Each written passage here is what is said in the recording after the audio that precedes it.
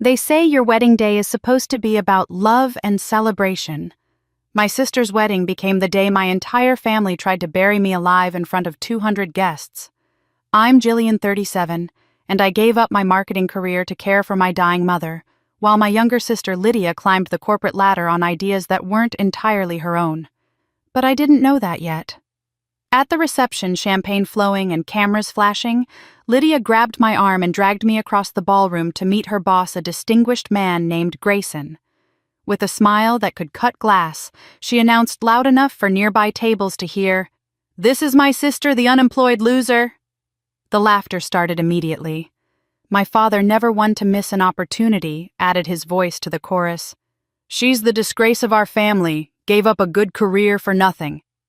I stood there frozen as my entire worth was reduced to a punchline at my sister's wedding. The room spun. My hands went numb. I wanted to disappear. But then something unexpected happened. Grayson studied my sister with an expression I couldn't quite read. The silence stretched for what felt like an eternity. Then he spoke, his voice calm, but absolutely final. "You're fired." The ballroom went dead silent. And as security escorted my stunned sister out of her own wedding reception, Grayson slipped something into my hand, a business card with a message that would change everything. "Your mother saved my daughter's life once. Call me Monday." That's when I realized this wasn't the end of my story. It was the beginning of the greatest comeback they never saw coming. My name is Jillian Lowe. I'm 37 years old, and 3 years ago, I walked away from a promising career as a marketing director to do something most people would call noble. I moved back home to care for my dying mother. What they don't tell you about noble sacrifices is that the world doesn't pause to wait for you. It just keeps moving, and when you're ready to rejoin it, you find that your seat has been given to someone else. The invitation to my younger sister Lydia's wedding arrived on thick cream cardstock with gold, embossing the kind of stationery that whispered money and status. I held it in my hands for a long time, feeling the weight of it, wondering if I could actually go through with attending. Lydia and I hadn't been close in years, not since our mother's illness revealed the fault lines in our family that had always been there, just hidden beneath polite holiday dinners and obligatory birthday cards. But she was still my sister, and some part of me, the part that remembered braiding her hair when she was 6, teaching her to ride a bike, defending her from bullies in middle school, that part couldn't imagine not being there on her wedding day. So I went shopping for a dress I couldn't afford. I found one at a discount store marked down twice a simple navy blue sheath that was presentable enough without drawing attention. I paired it with shoes I already owned, their heels worn down just slightly on the left side from the way I walk. When I looked at myself in the mirror that Saturday morning, I saw a woman who was holding herself together with willpower and discount mascara, trying desperately to look like she belonged in a world that had moved on without her.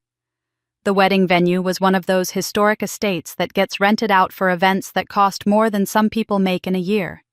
Marble columns framed the entrance.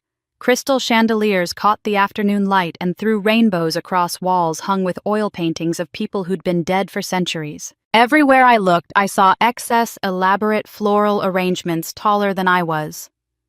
Ice sculptures sweating in the warm June air, waiters in white gloves carrying trays of champagne and glasses that probably cost more than my dress. I felt immediately out of place, like a smudge on an otherwise pristine photograph. The ceremony was beautiful in that impersonal way that expensive weddings often are.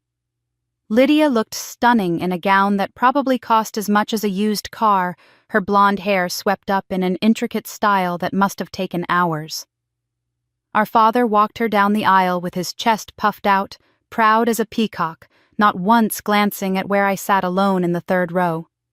Our stepmother dabbed at her eyes with a monogrammed handkerchief, playing the role of the emotional mother figure she'd never actually been to either of us. I clapped when I was supposed to clap. I smiled when people looked my way. I took the single glass of champagne offered during the cocktail hour and made it last 45 minutes, sipping slowly because I knew I couldn't afford to lose control of my emotions. Not here, not today. The reception was held in a ballroom that could have housed a small airplane. Round tables draped in silk surrounded a dance floor that gleamed like still water. A live band set up on a stage, decorated with enough flowers to stock a funeral home for a month. I found my assigned seat at a table near the back, tucked between a cousin I hadn't seen in a decade, and an empty chair that someone apparently hadn't bothered to fill.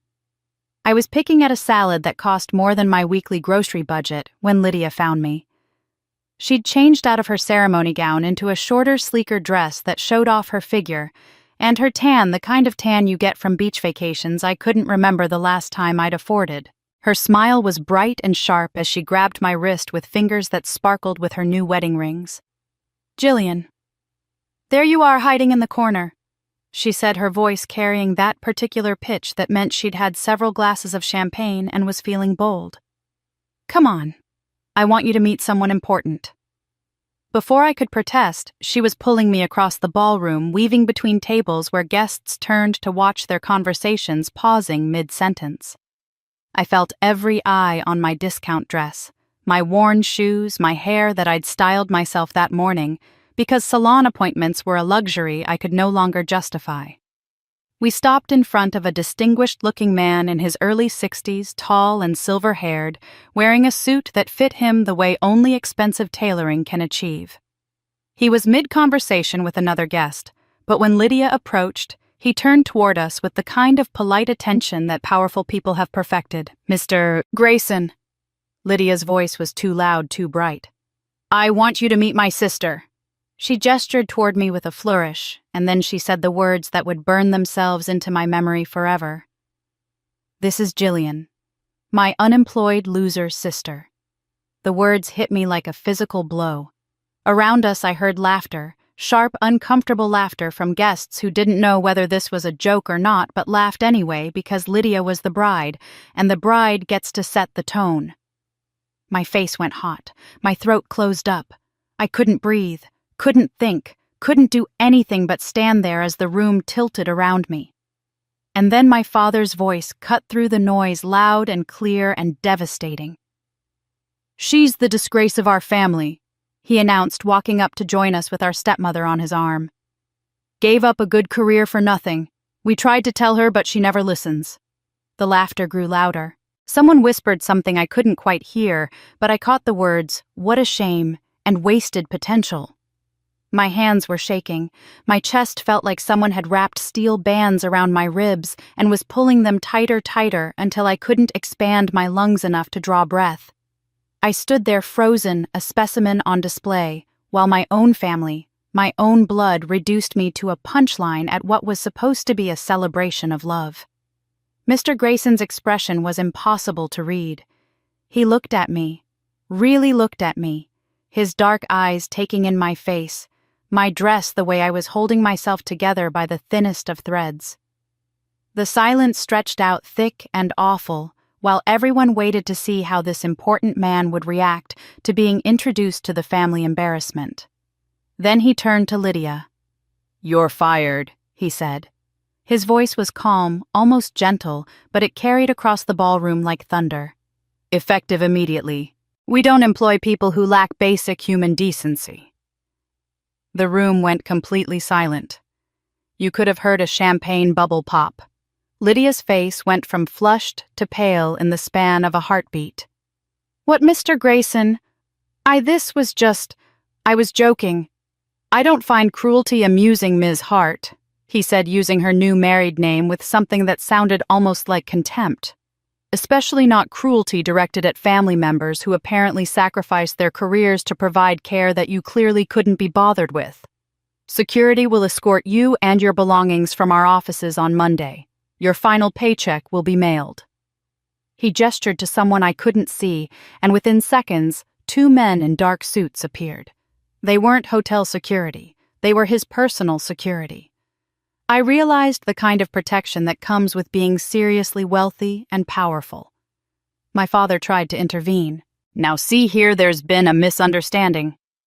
Grayson held up one hand, silencing him immediately. "There's been no misunderstanding. I understand perfectly. Good evening." As the security team ushered a stunned, silent Lydia toward the ballroom exit, still in her reception dress, her face a mask of shock and dawning horror. Grayson turned back to me. He moved closer, close enough that only I could hear him, and pressed something small and rectangular into my palm. "Your mother saved my daughter's life once," he said quietly, his voice carrying a warmth that hadn't been there moments before. "Call me Monday." Then he was gone, melting back into the crowd of shocked guests, leaving me standing there with a business card burning in my hand and the entire ballroom staring at me with expressions that ranged from pity to awe to barely concealed delight at the drama they'd just witnessed.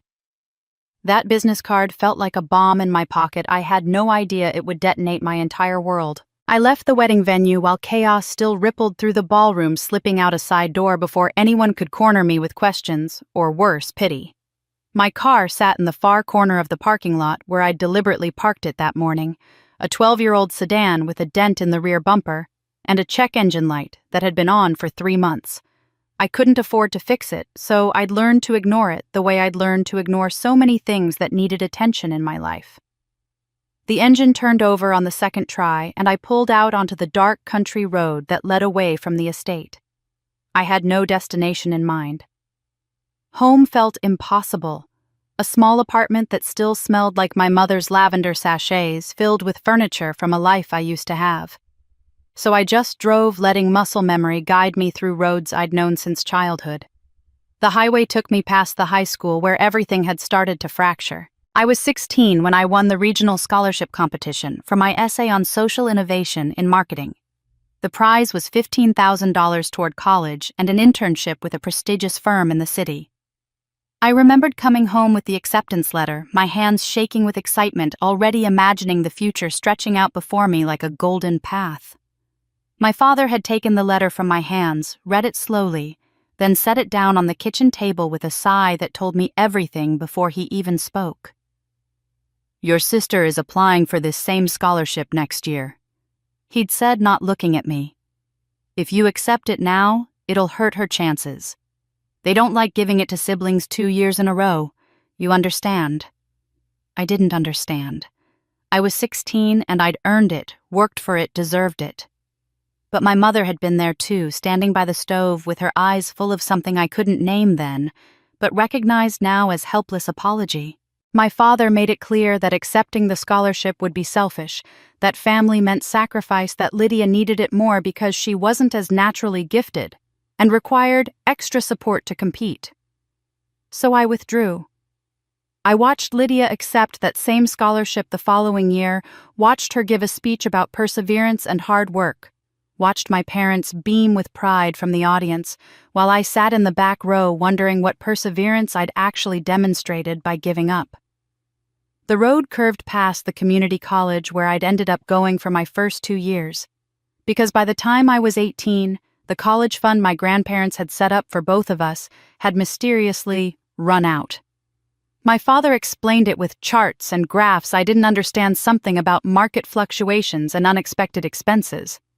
Lydia went straight to a private university on a full ride of family money that apparently became available again right after mine evaporated. I pulled off onto a side street, my hands gripping the steering wheel so hard my knuckles had gone white. Memory after memory tumbled through my mind like photographs scattered from a dropped album. I was 13, bringing home straight A's, and my father said, "Boys don't like smart girls, Jillian. You should focus on being more personable." Lydia brought home B's and C's and was praised for being socially savvy and good with people.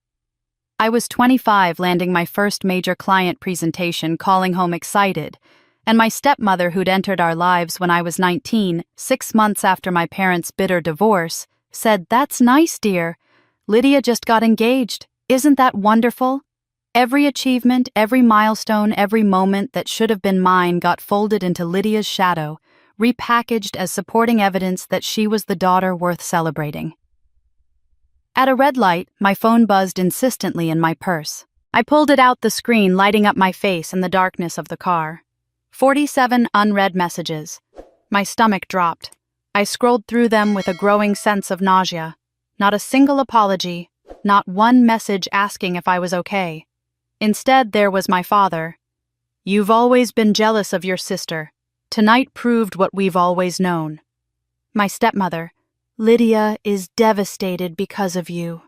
I hope you're proud of yourself. Cousins I barely knew weighed in with their opinions. Lydia's friends, people I'd never even met, had somehow gotten my number and felt entitled to tell me what a terrible person I was for causing a scene at the wedding. I was about to throw the phone onto the passenger seat when I noticed one message from an unknown number, different from all the others. I saw what happened. You deserved better. A friend from the past.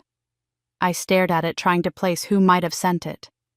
The area code was local, but the number itself meant nothing to me. A friend from the past. The words felt like a lifeline thrown across dark water, and I didn't even know who was holding the other end. The light turned green. A car behind me honked. I drove forward, but instead of heading toward the highway, I found myself taking the turn toward Riverside Memorial Cemetery. The gates were closed, but I'd been here enough times in the past 3 years to know the section of fence where the bottom had rusted through, creating a gap just wide enough to slip through. I parked on the street, kicked off my worn heels, and walked barefoot across the damp grass, my discount dress collecting dew and dirt along the hem. My mother's grave was in the old section, under an oak tree that had been there longer than I'd been alive. The headstone was simple, just her name, her dates, and the words, "Beloved Mother," that I'd insisted on despite my father's suggestion that we keep it neutral. I sank down onto the grass, not caring that it was wet, not caring about anything except the weight pressing down on my chest, making it hard to breathe. For the first time since the ballroom, I let myself cry, and these weren't the quiet, dignified tears you shed at funerals. These were ugly, gasping sobs that tore out of my throat like they'd been trapped there for years. I tried Mama.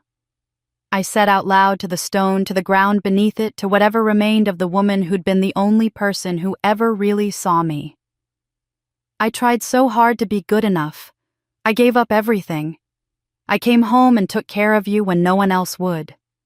I held your hand when you were scared. I was there every single day, and they still treat me like I'm worthless. The rage came then, hot and clean and clarifying.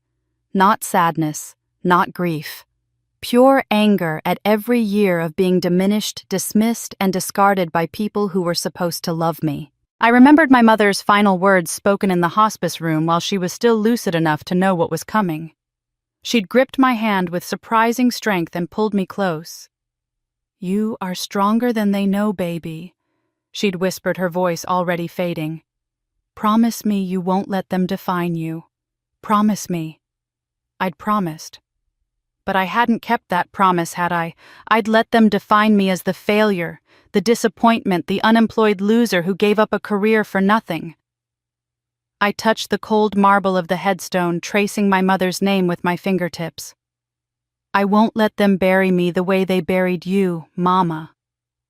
I said, my voice steadier now, hardening into something that felt like steel forming in my spine. "Not anymore. I don't know how yet, but I swear I'm going to make them see. I'm going to make them all see." The business card was still in my purse. "Call me Monday," Mr. Grayson had said. "Your mother saved my daughter's life once." I thought that night was my lowest point. I didn't know it was actually my launching pad. I woke up on Sunday morning to sunlight stabbing through the gap in my curtains, and a headache that felt like my skull was trying to split in two. The clock on my nightstand read 9:43, which meant I'd gotten maybe 3 hours of sleep.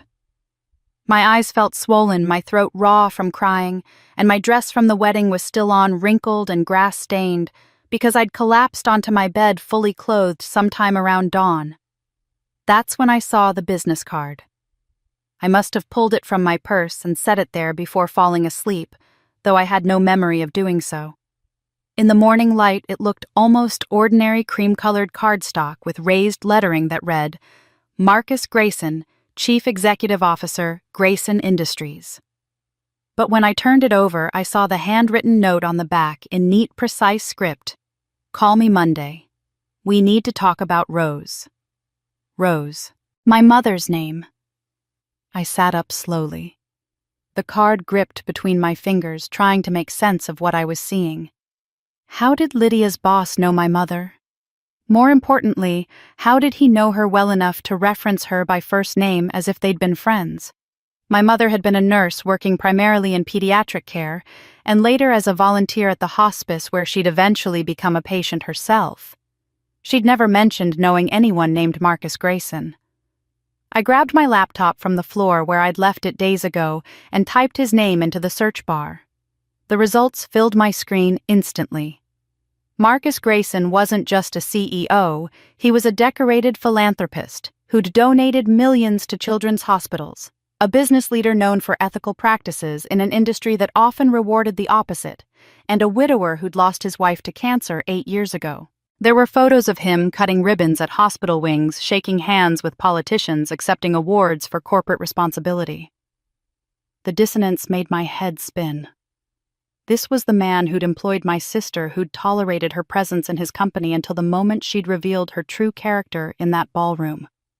Why had he hired her in the first place? Why had he stayed silent about knowing my mother until that exact moment? I rehearsed what I'd say when I called him, practicing different opening lines aloud to my empty apartment. "Mr. Grayson, this is Jillian Lowe. Thank you for what you did Saturday night."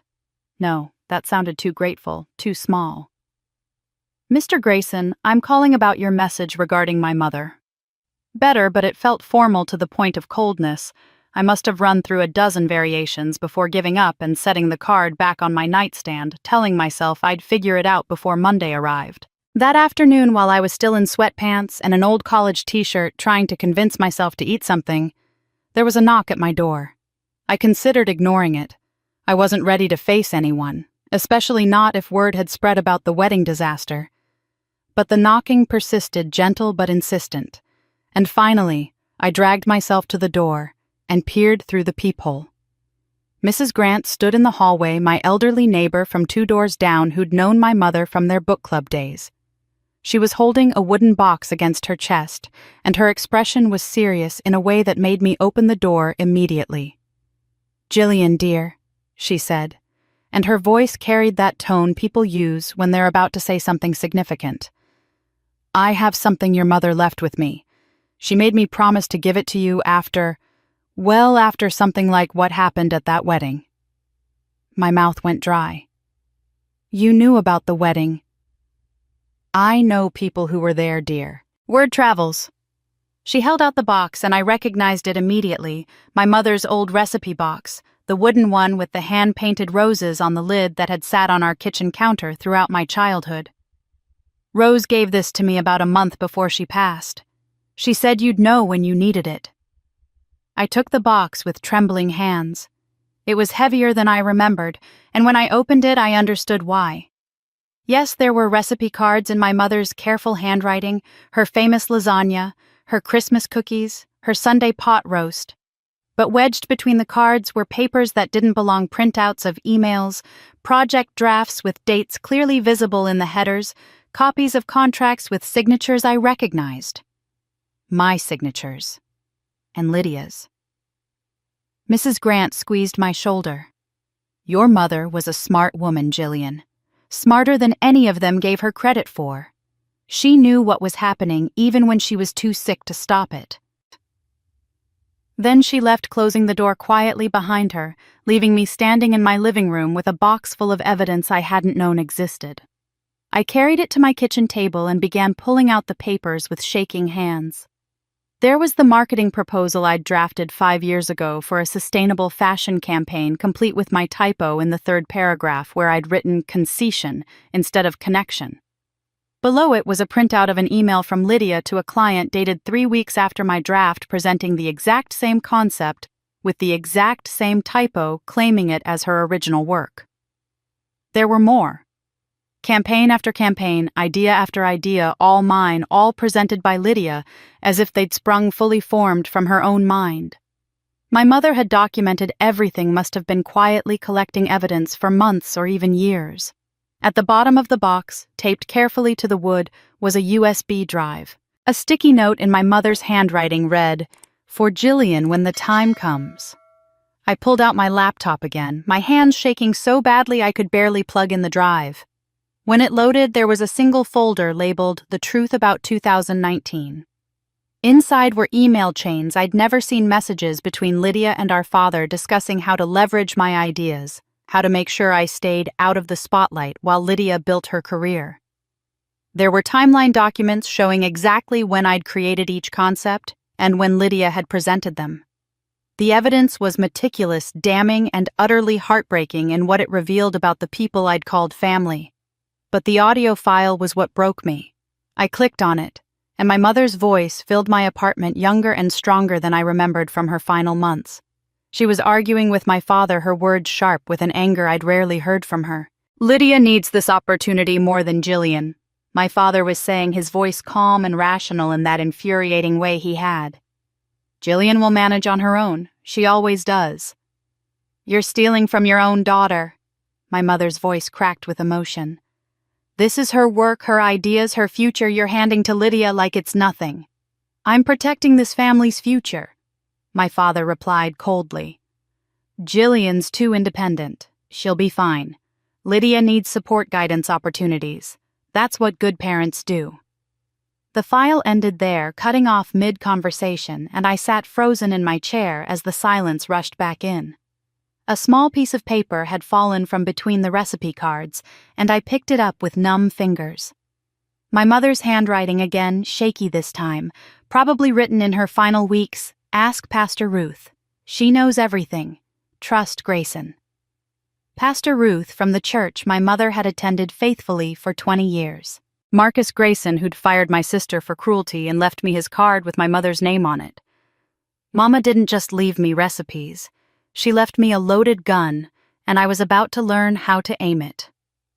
Monday morning found me sitting in my car in a grocery store parking lot 3 blocks from my apartment, staring at my phone like it might explode. I'd been too anxious to make the call from home, afraid that the familiar walls would somehow undermine whatever courage I'd managed to scrape together. At precisely 9 o'clock, I dialed the number on Marcus Grayson's business card.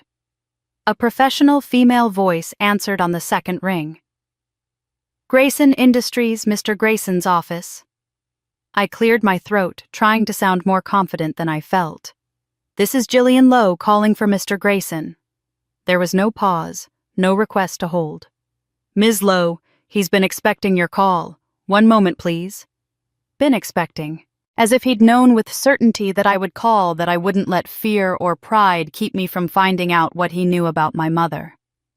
Before I could process that thought, a man's voice came on the line, warm and unmistakably the same voice that had fired my sister with such quiet authority. "Jillian, thank you for calling.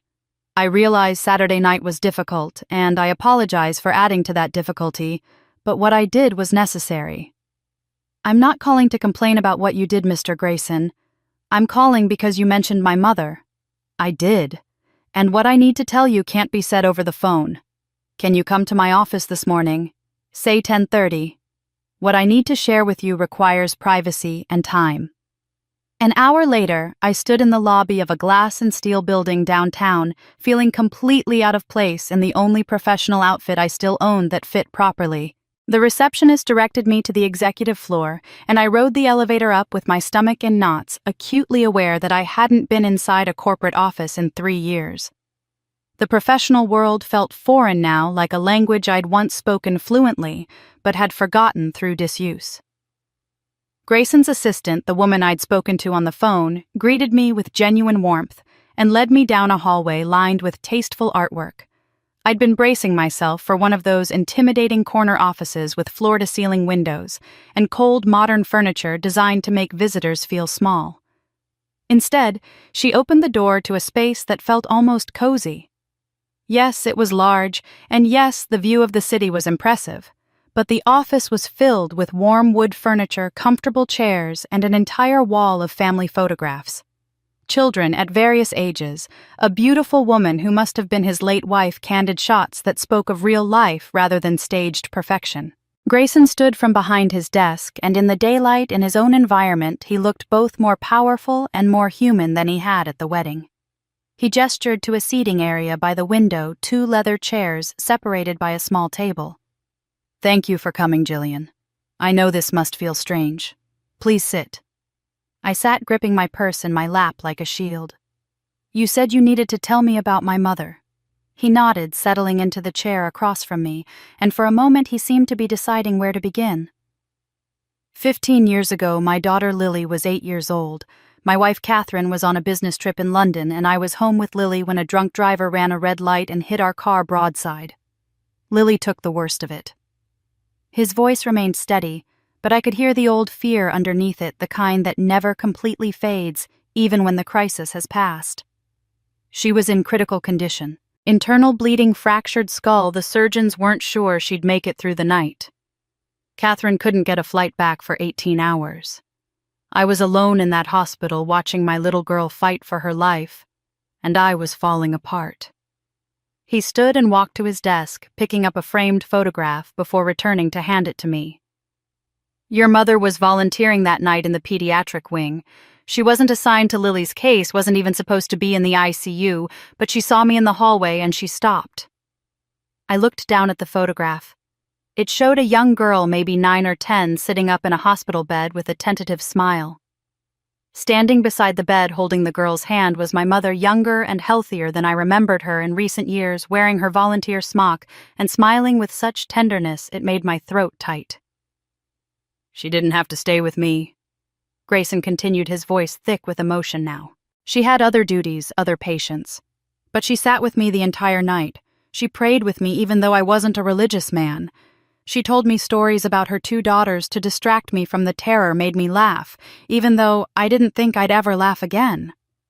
When Lily stabilized around dawn and the doctors said she'd survive, I tried to thank your mother properly. I wanted to pay her, donate to the hospital in her name something. She refused everything. He paused, and I could see him watching my face, perhaps looking for traces of my mother in my features. She said, "Take care of your little girl. That's all the thanks I need." Then she squeezed my hand and went back to her rounds, as if she hadn't just saved me along with my daughter. I couldn't speak. I'd known my mother was kind, known she'd touched many lives through her work, but hearing this story from a man who clearly still carried gratitude 15 years later made her feel more real than she'd felt since she died. "I never forgot her," Grayson said quietly. "I tried to find her afterward to at least send a proper thank you, but she'd moved and the hospital couldn't give me her information. I kept looking over the years, but Rose Lowe is a common enough name that I kept hitting dead ends." "Then how did you find her through Lydia?" I asked, my voice barely above a whisper. "I didn't find her. She found me in a way." He returned to his chair. 5 years ago, a young woman named Lydia Hart interviewed for a position at my company. During the background check process, I saw her emergency contact listed as Rose Lowe relationship mother. I couldn't believe it might be the same woman, but I had to know. When I interviewed Lydia personally, I asked about her family. She talked about her mother, the nurse, and I knew it was her. I asked about siblings, and that's when Lydia told me about you. My heart was pounding now. "What did she say?" Grayson's expression darkened. "She said you'd died in a car accident 3 years earlier. She even cried, telling me the story said it had been very hard on your mother, that they were still grieving. I was devastated. I'd wanted to repay Rose through helping her daughter, and I thought I'd missed my chance with you. So I hired Lydia, thinking I could at least support the daughter Rose had left." The betrayal hit me fresh, even though I shouldn't have been surprised. Of course Lydia had told him I was dead. It was the perfect way to ensure I never came up in conversation, never threatened her narrative. "Then I saw you at the wedding," Grayson continued, very much alive.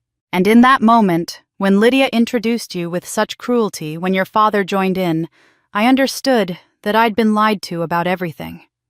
I'd been harboring someone who'd not only stolen from her own sister, but had erased her from existence just to maintain a comfortable lie."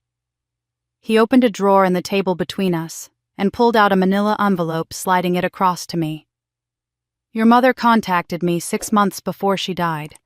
She'd seen an article about my company and recognized my name. We met several times.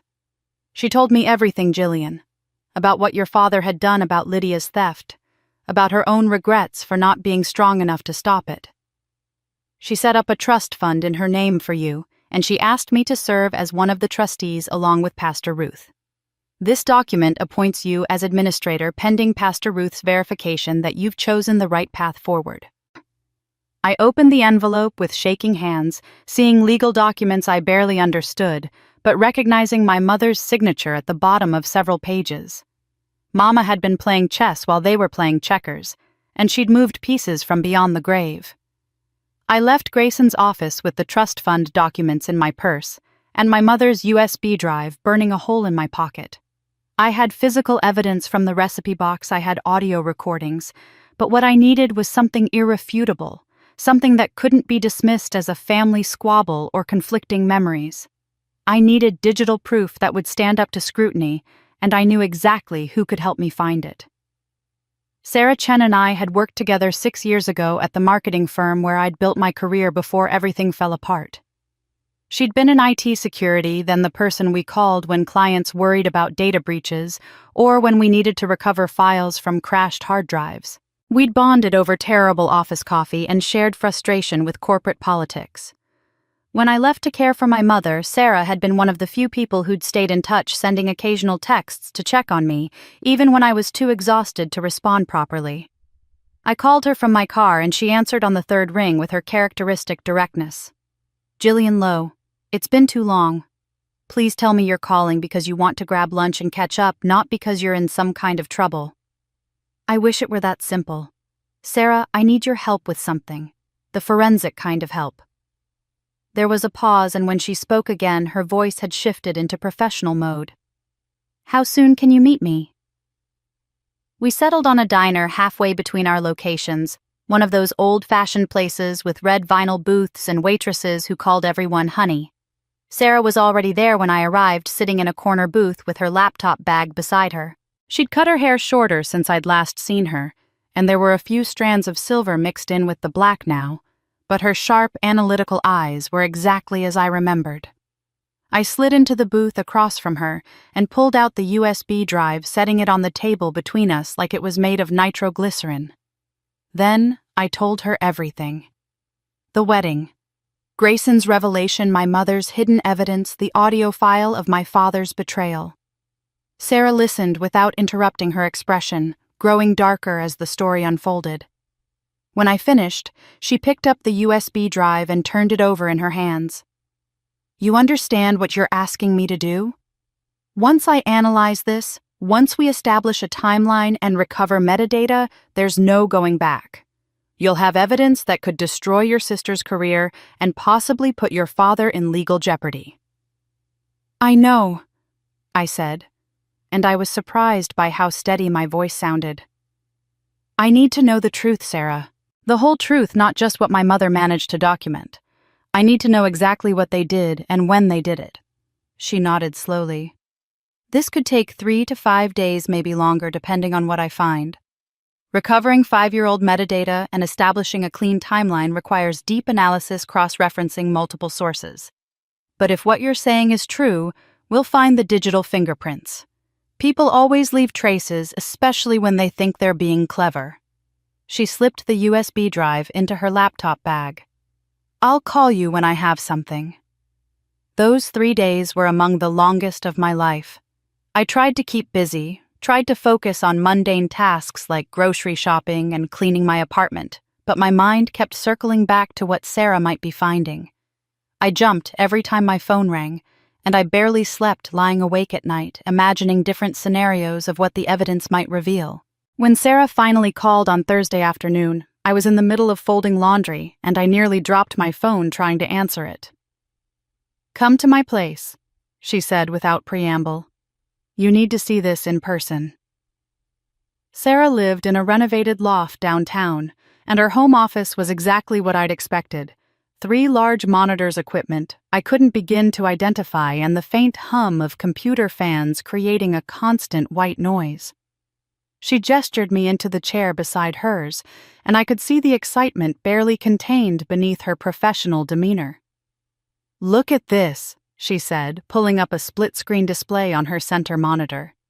On the left was what appeared to be an email interface. On the right was a presentation document. "This draft email is from your personal Gmail account dated March 15, 2019.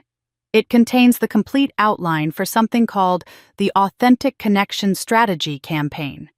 It was never sent, Jillian. It just sat in your drafts folder. I leaned closer, recognizing my own words, my own organizational structure. I remember writing that. I was developing it for a pitch that never happened because I had to leave work to take care of Mom. Now look at this, Sarah said, pulling up the document on the right side. This is Lydia's presentation to Mitchell and Associates dated April 3rd, 2019.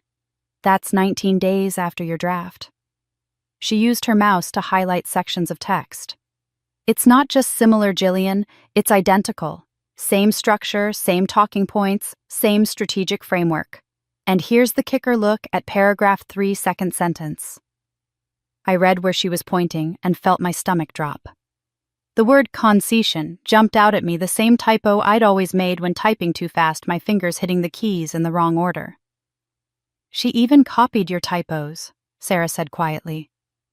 But it gets better or worse depending on how you look at it. She right-clicked on the document and opened the Properties panel. When Lydia submitted her presentation file, she made a critical mistake. She was either lazy or stupid, probably both. The document properties still show the original creator as Jillian Lowe, with your creation date from March. She must have opened your file, modified it slightly, and did a save as with her name. But she didn't strip the metadata. It's like signing someone else's name to your painting and forgetting to remove their signature from the corner. I stared at the screen at the irrefutable proof that my work had been stolen and presented as Lydia's original creation. This is enough, right? This proves she took my work. It absolutely proves it, Sarah confirmed. But there's one more thing, and this is where it gets really interesting. She pulled up another window, this one filled with technical data I couldn't fully understand. I traced the access history of these files. Someone accessed your original draft from an external IP address 3 months ago. I ran the IP address through a business registry database. She paused, meeting my eyes.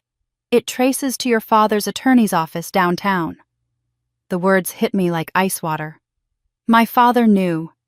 Your father knew, Sarah confirmed. Someone at his law firm accessed your file, which means he was either checking the evidence himself or having his lawyer do it. He knew what Lydia had done and he chose not to do anything about it. He chose her anyway. I sat back in the chair, feeling the weight of that betrayal settle over me like a physical thing. It was one thing to suspect, to feel like my father had always favored Lydia. It was another thing entirely to have proof that he'd known about the theft, had investigated it himself, and had still chosen to support her while treating me like I was worthless.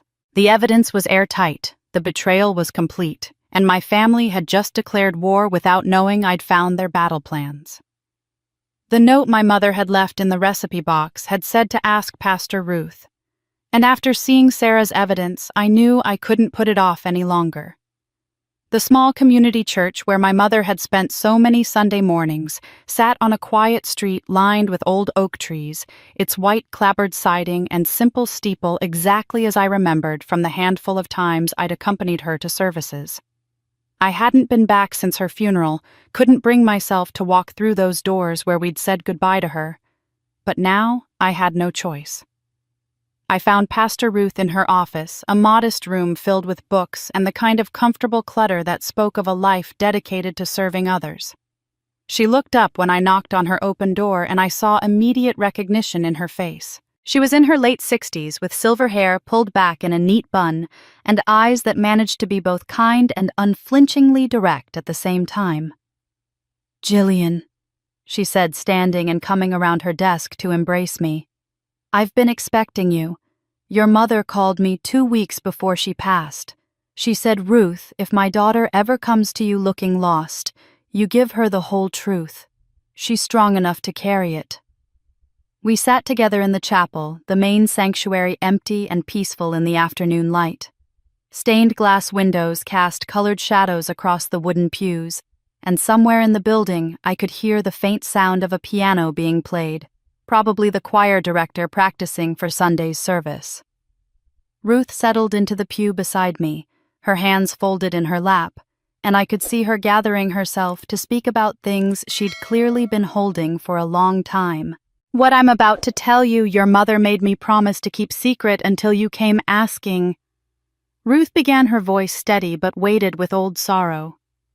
"It's been one of the hardest promises I've ever had, to keep watching you at the funeral, seeing you struggle these past 3 years, knowing what I knew and not being able to say anything." "What did you know?"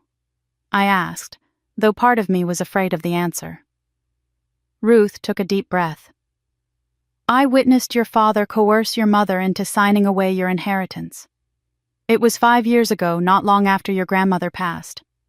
I was visiting Rose. She'd just received her cancer diagnosis and was frightened vulnerable. Your father showed up with papers, and I'll never forget the look on his face. Cold determination, like he was closing a business deal rather than talking to his dying ex-wife." She paused, and I could see her hands trembling slightly in her lap. "Your grandmother's will left $300,000 to be split equally between you and Lydia.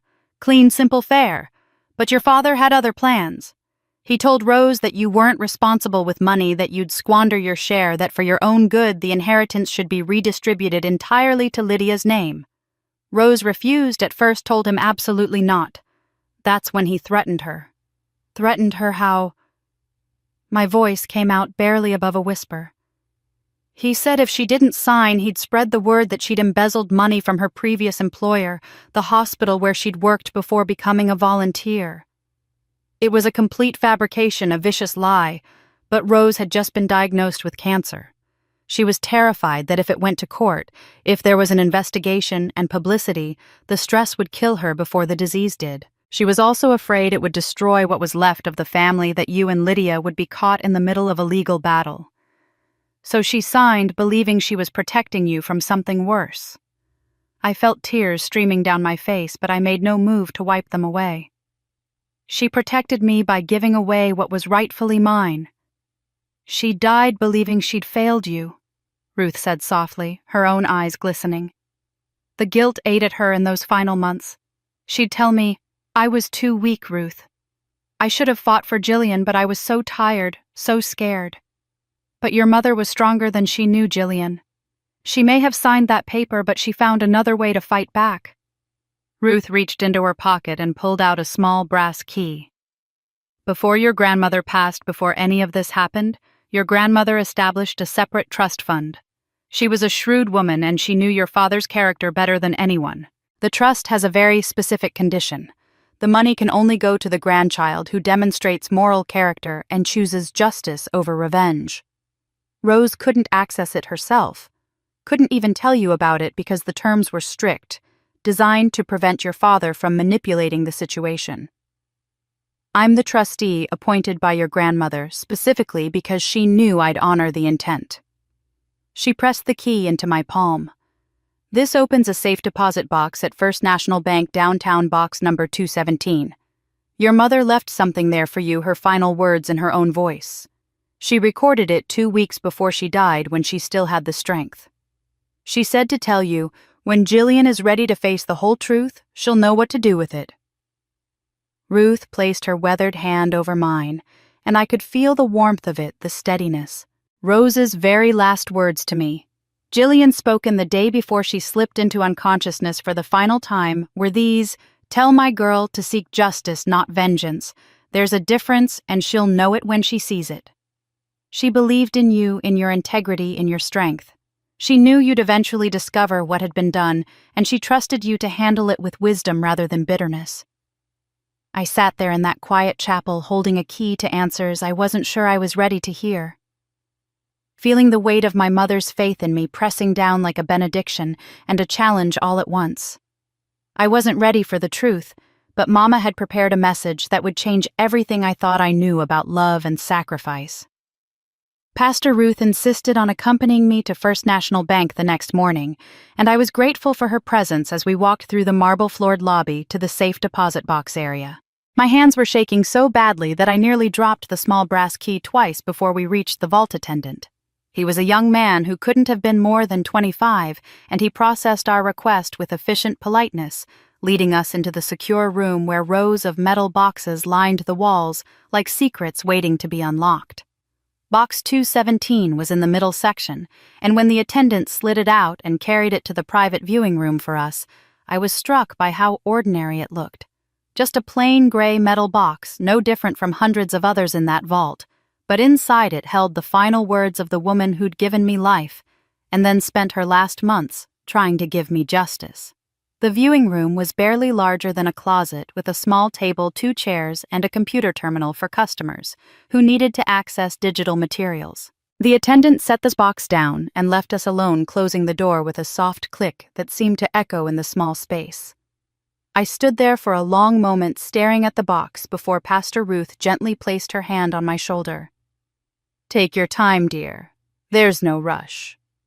When I finally lifted the lid, I found myself looking at 4 items arranged with obvious care. On top was a letter 5 pages of my mother's careful handwriting on cream-colored stationery. Beneath it lay a small savings passbook, the old-fashioned kind banks don't issue anymore. Next to that was a flash drive with a label in my mother's script, "For my brave girl." And nestled in the corner, wrapped in tissue paper, was my mother's silver cross necklace, the one she'd worn every day of my childhood and never taken off even during her final illness. I picked up the letter first, my vision already blurring with tears as I recognized the slight tremor in her handwriting that had appeared in her final months when the pain medication made her hands unsteady. The first line nearly broke me. "My dearest Jillian, if you're reading this, I'm gone, and you've finally learned the truth. I was too weak to tell you while I lived." The letter detailed everything Pastor Ruth had told me and more. My mother apologized over and over for not being stronger, for signing away my inheritance, for staying silent when she should have spoken up. But she also explained her reasoning with heartbreaking clarity. She'd been terrified that fighting back would destroy what little family structure remained, that I would be caught in a legal battle that would consume years of my life, that the stress of public accusations and court proceedings would hurt me more than the loss of money ever could. "I made the wrong choice," she wrote in the 3rd page, her handwriting growing more agitated. "I chose peace over justice, and in doing so, I taught you that staying quiet in the face of cruelty was somehow noble. Forgive me, baby. I should have been the mother who fought dragons for you, but I was so tired, and the dragon was your own father." The final pages shifted in tone, becoming fiercer, more determined. She wrote about the savings account money she'd carefully set aside from years of part-time nursing work and volunteer stipends that my father had never known about. $50,000 that was entirely mine, untouched by his manipulation. She wrote about contacting Marcus Grayson, about setting plans in motion that would only activate after her death, about trusting that I would be strong enough to do what she couldn't. "You stayed true when everyone else sold out," she wrote in the closing paragraph. "You are my pride, my heart, my proof that goodness can survive even in soil poisoned by selfishness." I set down the letter and picked up the flash drive with trembling hands. Pastor Ruth gestured to the computer terminal. "The bank set that up specifically for situations like this. Go ahead, dear." The video player loaded slowly, and then my mother's face filled the screen.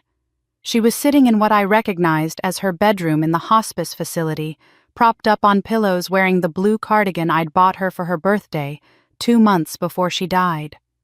She looked frail, her face gaunt from the illness, but her eyes were clear and focused directly at the camera, with an intensity I recognized from childhood, the look she'd given me when she needed me to really hear what she was saying.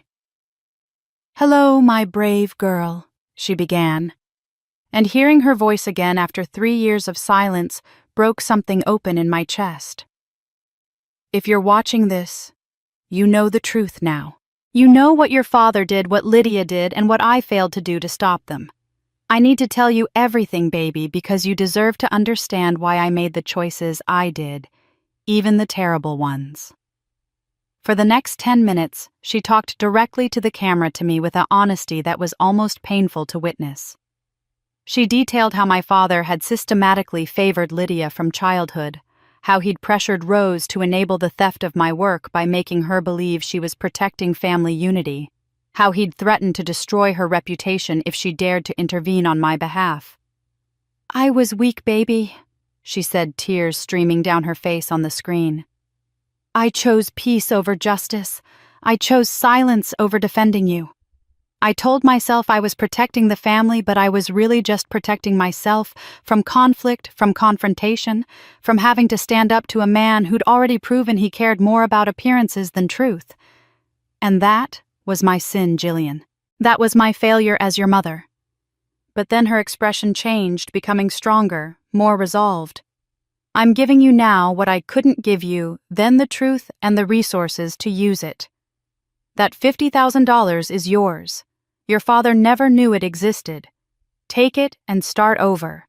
Build something he can't touch, create a life that's entirely yours. There's a man named Grayson who'll help you if I ask him to, and I have asked. But baby, hear me clearly now." She leaned closer to the camera, her voice dropping to barely above a whisper but filled with fierce urgency. "Don't use this information to destroy them. Use it to free yourself. Justice isn't about making them hurt the way they hurt you. Justice is about making sure the truth gets told and people face the consequences of their choices. Revenge poisons the one who serves it. Justice heals the one who seeks it. Choose wisely, my brave girl. I'll be watching from somewhere better, so proud of the woman you've become." The video ended there, freezing on her face, and I sat staring at the screen until it went black. Then I played it again and again, a third time, memorizing every inflection in her voice, every expression on her beloved face, the way her hands moved when she talked all the details I'd been terrified of forgetting. When I finally removed the flash drive and turned around, I saw that Pastor Ruth had been crying too. Silent tears tracking down her weathered cheeks. "Your mother recorded that 2 weeks before she passed," Ruth said softly. "She was in terrible pain that day, but she refused medication until after she finished. She was so determined. She told me, Jillian is the only one worth fighting for Ruth. She's the only one who'll understand the difference between justice and revenge." I fastened my mother's cross necklace around my neck, feeling the cool silver settle against my skin like a blessing and a charge. Mama had handed me a weapon, but she'd also handed me a conscience, and I'd have to choose which one would guide me forward. 1 week after leaving the bank with my mother's final message burning in my heart, my father called. I saw his name on my phone screen and considered letting it go to voicemail, but curiosity got the better of me. When I answered, his voice was different from the cold dismissal I'd heard at the wedding. It was softer, almost gentle, the tone he'd always used when he wanted something from me. "Jillian, I think we need to talk about what happened. Family dinner this Saturday. Just us. No drama, no audience. We need to sort this out like adults." I recognized the manipulation immediately, the careful modulation designed to sound reasonable and conciliatory. The old Jillian would have been desperate for this olive branch, would have shown up eager to smooth things over and earn back their approval. But I wasn't that woman anymore. My mother's voice was still fresh in my mind, and I had Sarah's forensic evidence, Pastor Ruth's testimony, and a clear understanding of exactly who these people were. "What time?" I asked, keeping my voice neutral. 7 o'clock. I'll have your stepmother make that roast you used to like." I accepted, and when Saturday evening arrived, I dressed carefully in simple black pants and a cream sweater.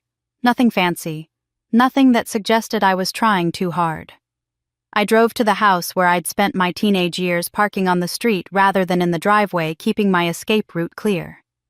When I rang the doorbell, my father answered with a smile that didn't reach his eyes. The dining room table was set with my mother's china, the delicate rose pattern she'd collected piece by piece over 20 years of marriage.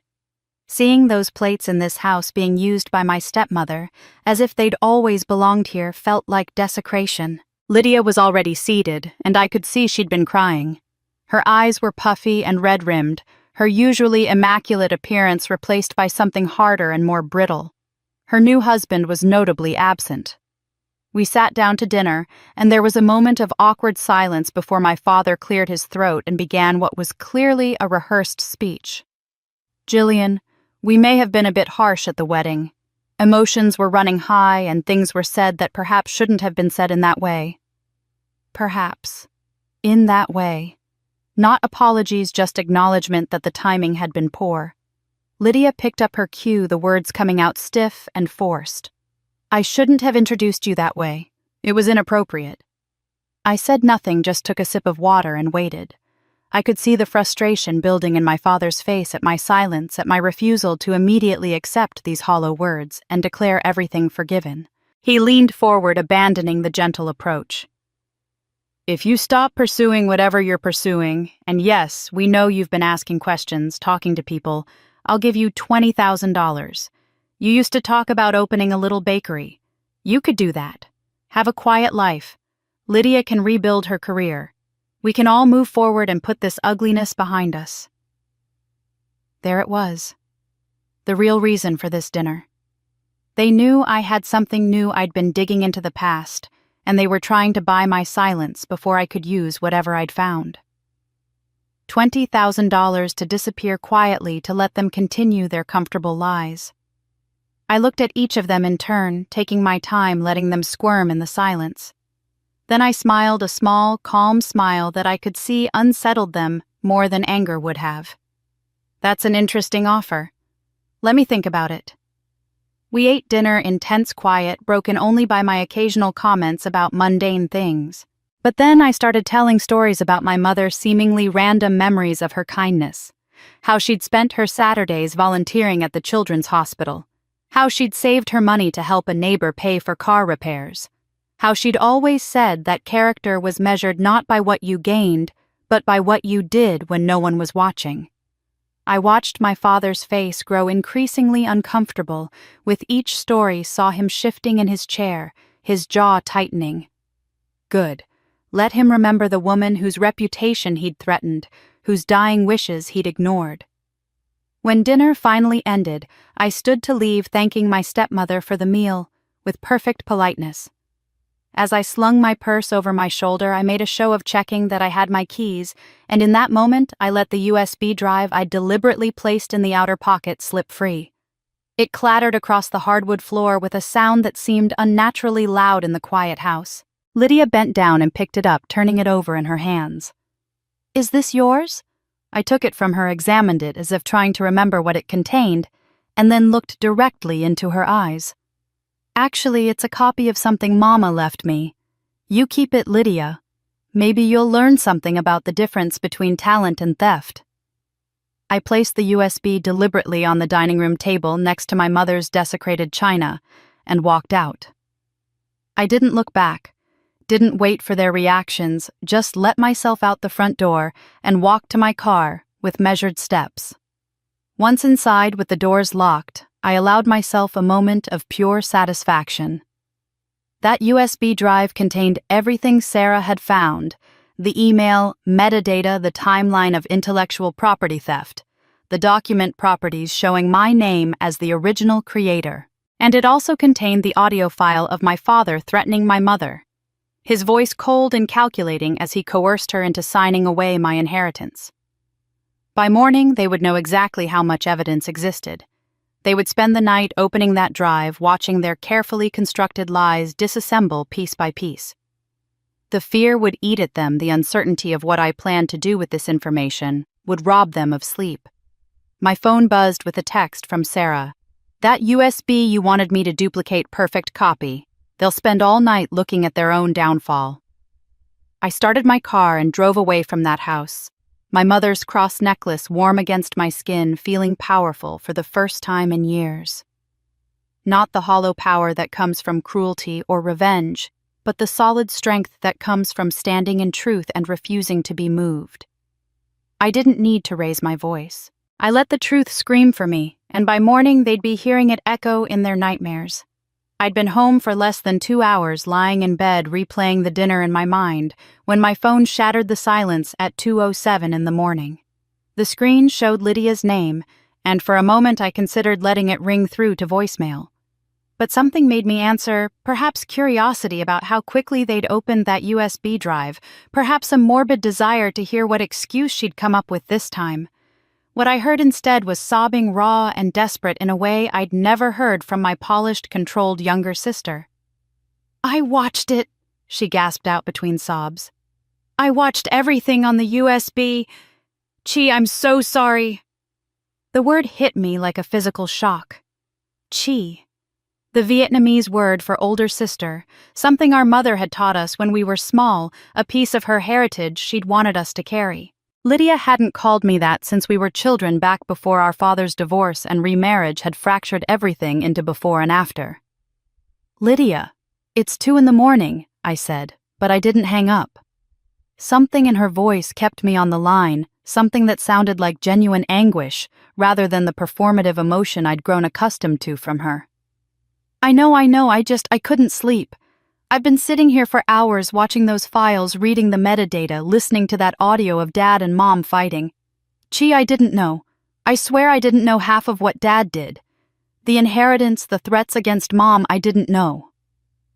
But you knew about my work, I said, my voice harder than I'd intended. You knew those ideas were mine. There was a long pause filled only with her ragged breathing. Yes, I knew. Dad told me you were selfish for leaving your job to take care of Mom. He said you'd abandoned your career and it would be stupid to let your ideas go to waste, that someone should get use out of them. He helped me, Chi. He went through your old files, helped me clean them up, polish them, showed me how to present them as if they were mine. I knew it was wrong, but I was so scared. Scared of what? I demanded, sitting up in bed, now fully awake.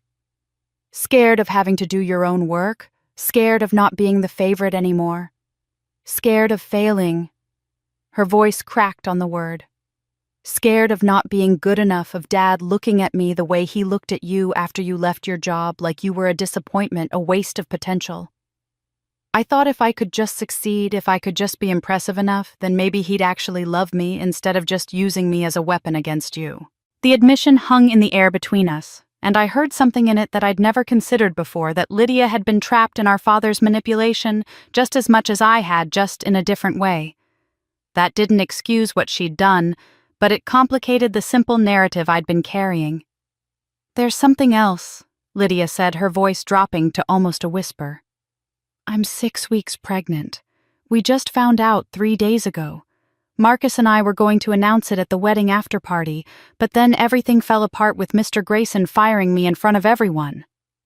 The words stopped me cold. 6 weeks pregnant.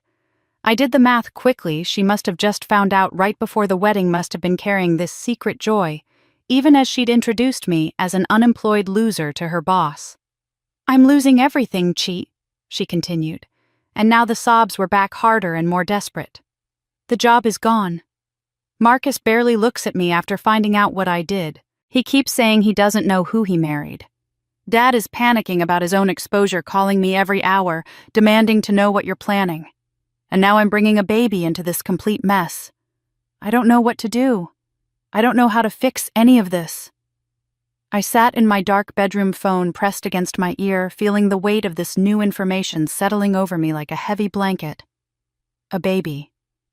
An innocent life that had nothing to do with the sins of its parents, but would be affected by the consequences nonetheless. The image of Lydia as a pregnant woman, terrified and alone, didn't erase what she'd done to me, but it made the path forward suddenly much less clear. My mother's voice echoed in my head, justice, not revenge. What do you want from me? Lydia asked, her voice small and broken.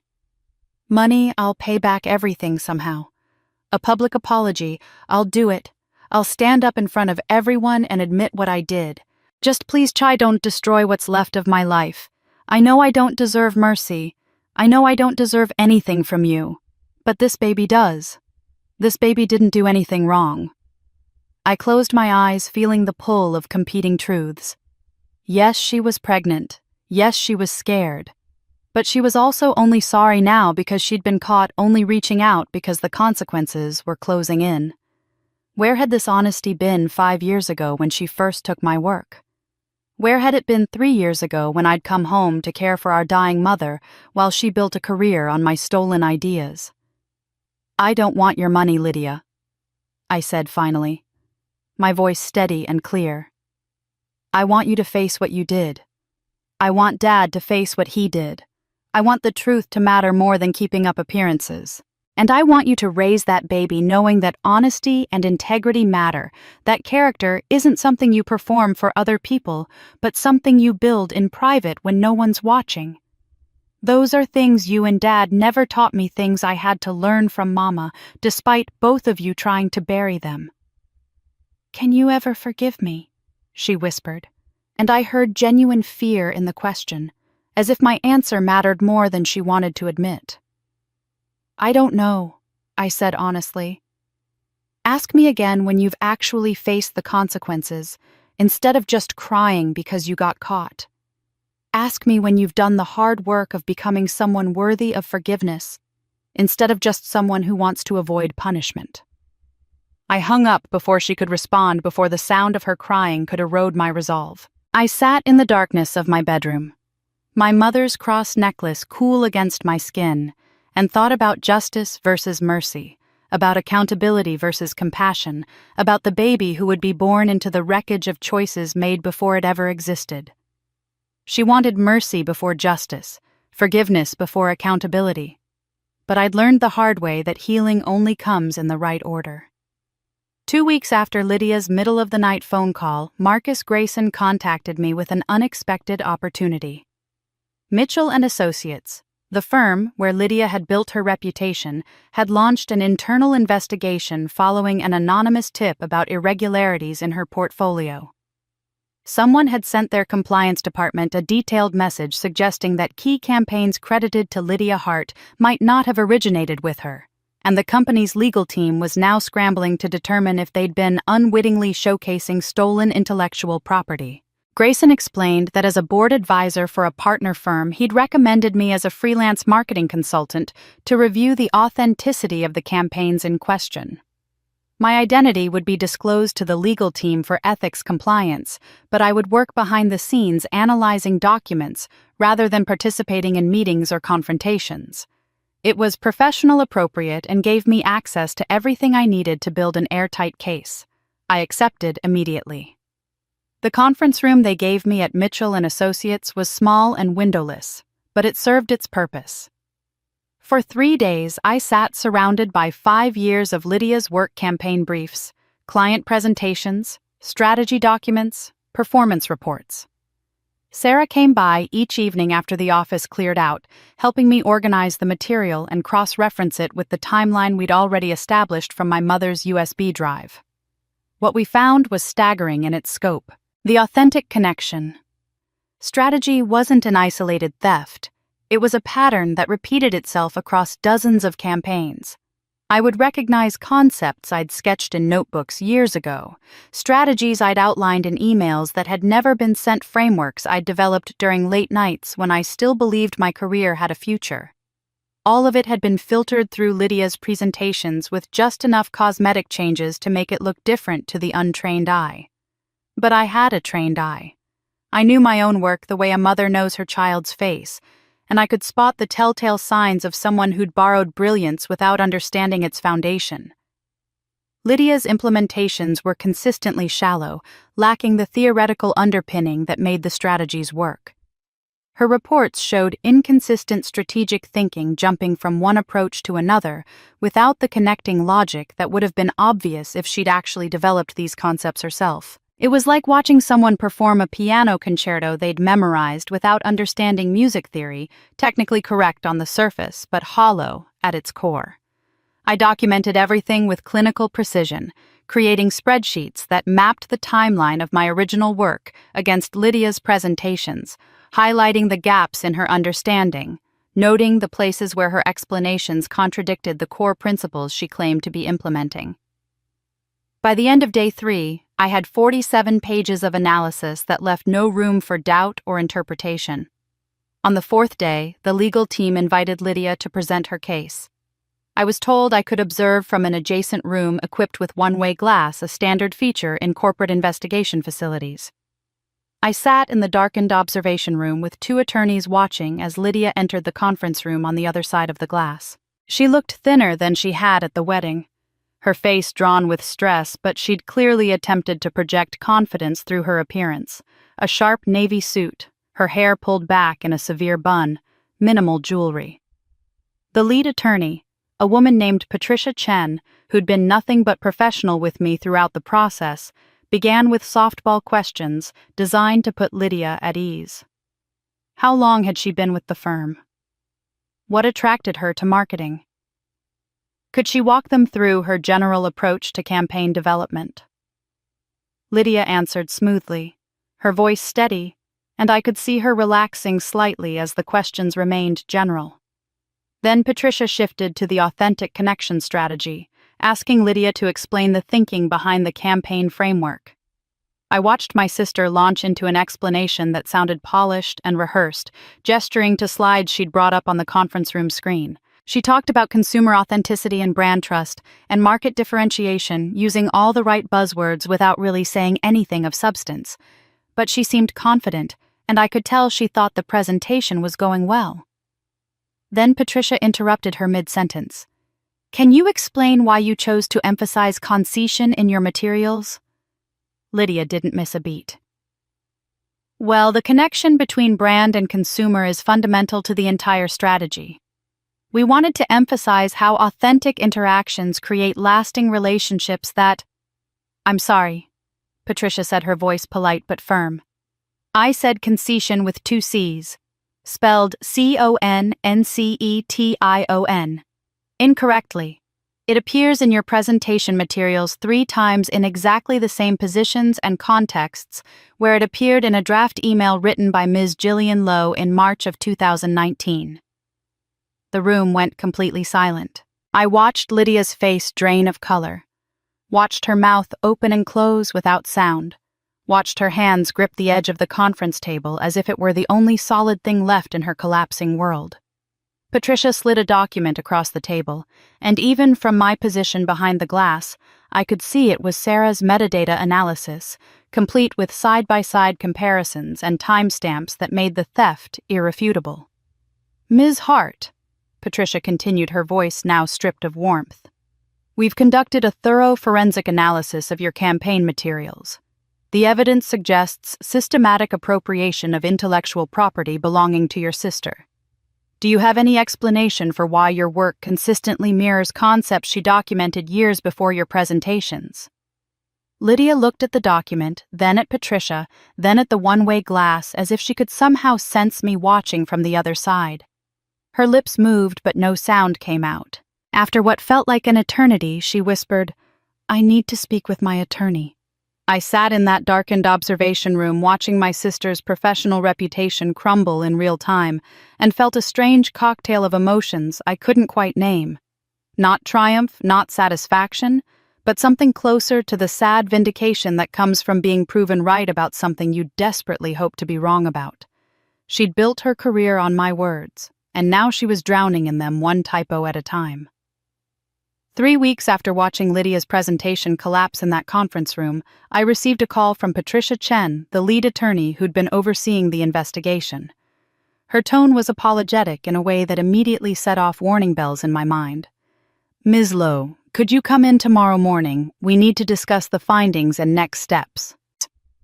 When I arrived the following day, Patricia sat across from me in the same conference room where I'd spent days analyzing my sister's stolen work, and delivered news that felt like a punch to the gut. While we've found concerning similarities between your materials and Ms. Hart's presentations, she began her words carefully chosen and clearly rehearsed. We cannot definitively prove intellectual property theft without you filing a formal complaint. The materials in question were created while you were employed at a different firm, and the chain of custody is unclear. There are also questions about whether ideas can be copyrighted versus the specific expression of those ideas. Our legal department has decided to suspend the investigation pending an external complaint filed by you through proper legal channels. I stared at her, letting the words sink in. You found 47 instances of theft documented across 5 years. You have metadata showing she used my original files. You caught her in a lie about a typo she couldn't possibly have made independently, and you're telling me that's not enough. Patricia had the decency to look uncomfortable. It's not that it's not enough evidence of what happened. It's that the company doesn't want the liability or publicity of formally admitting we promoted work that was potentially stolen. If we terminate Ms. Hart based on internal findings, we open ourselves to a wrongful termination lawsuit. If we acknowledge we showcased stolen intellectual property, we expose ourselves to claims from clients who paid for that work. The board has decided that the safest course is to place Ms. Hart on voluntary leave with pay while matters are resolved externally. Voluntary leave with pay, I repeated slowly. So she gets a paid vacation while this blows over, and you get to pretend you took action without actually taking any responsibility. I'm sorry, Ms. Lowe. I know this isn't what you wanted to hear. For what it's worth, I believe everything you documented. But corporate law is complicated, and sometimes the right thing and the legal thing don't align as neatly as we'd like. I left that meeting feeling like I'd been slapped, like all the work, all the documentation, all the careful analysis had been for nothing. Mitchell and Associates had chosen the path of least resistance, protecting their own interests, while my sister walked away with barely a scratch. 2 days later, a friend from college sent me a screenshot with a message, "Have you seen this?" It was a social media post from Lydia, and reading it made my blood pressure spike in a way I hadn't experienced since the wedding. I've been falsely accused by a family member struggling with jealousy and mental health issues. Lydia had written her words crafted to paint herself as a victim and me as unstable. After thorough investigation, my company found no wrongdoing. I'm taking time to focus on my growing family and will return stronger. Thank you all for your support during this difficult time. She'd added hashtags, falsely accused, family betrayal, truth wins. The post had been up for less than 12 hours and already had hundreds of comments, all supportive, all buying into her carefully constructed narrative. Friends of hers I'd never met were sharing the post with their own commentary about how family jealousy was toxic, how pregnancy made women vulnerable to attacks, how some people couldn't handle other people's success. Several people had tagged me directly in comments. "Stop harassing your pregnant sister," one woman wrote. "Get help before you hurt someone," another added. My name was being dragged through social media by strangers who knew nothing about the truth, who'd swallowed Lydia's version of events whole, because it came wrapped in the sympathetic package of a pregnant woman being attacked by her bitter sister. My phone buzzed with messages from friends and former colleagues, some sending support, others asking if I was okay. A few tentatively inquiring if there was any truth to Lydia's claims about mental health struggles. The implication was clear. Even people who knew me were beginning to wonder if maybe I'd taken things too far. If maybe my grief over my mother's death had twisted into something unhealthy. I sat with my phone in my hand watching the comments multiply, feeling the old familiar urge to defend myself, to explain, to make everyone understand the truth. But then I remembered something my mother had said in that video about how dignity sometimes means knowing when not to engage, when silence is stronger than argument. I opened Lydia's post and left a single comment. "I'm glad you have peace right now. Cherish it while it lasts. The truth has a way of surfacing when we least expect it." Then I turned off notifications and set my phone down. I didn't argue with the strangers in her comments. I didn't try to defend myself or correct the narrative. I simply let my words sit there, cryptic and calm, while everyone else worked themselves into a frenzy around them. That evening, Marcus Grayson sent me a private message. "I know this feels like a loss, but corporations are cowards when it comes to anything that might expose them to liability. We need a different arena, public accountability through legitimate journalism. I have a contact, someone who specializes in investigative reporting on corporate ethics and workplace misconduct. She's trustworthy and thorough. If you're willing, I can make an introduction." I sat in my apartment, my mother's cross necklace warm against my skin, and thought about everything that had led to this moment. The wedding humiliation, the USB drive full of evidence, the video message from my mother urging me to choose justice over revenge. Mitchell and Associates had chosen corporate self-interest over truth. Lydia had chosen to double down on her lies rather than face accountability, but I still had a choice about how to respond. I picked up my phone and typed back to Grayson. "Set up the meeting." But we do this right. Facts only, documented evidence, no personal attacks. If we're going to tell this story, it needs to be told in a way that can't be dismissed or twisted. I posted nothing more on social media. I didn't respond to the messages piling up in my inbox.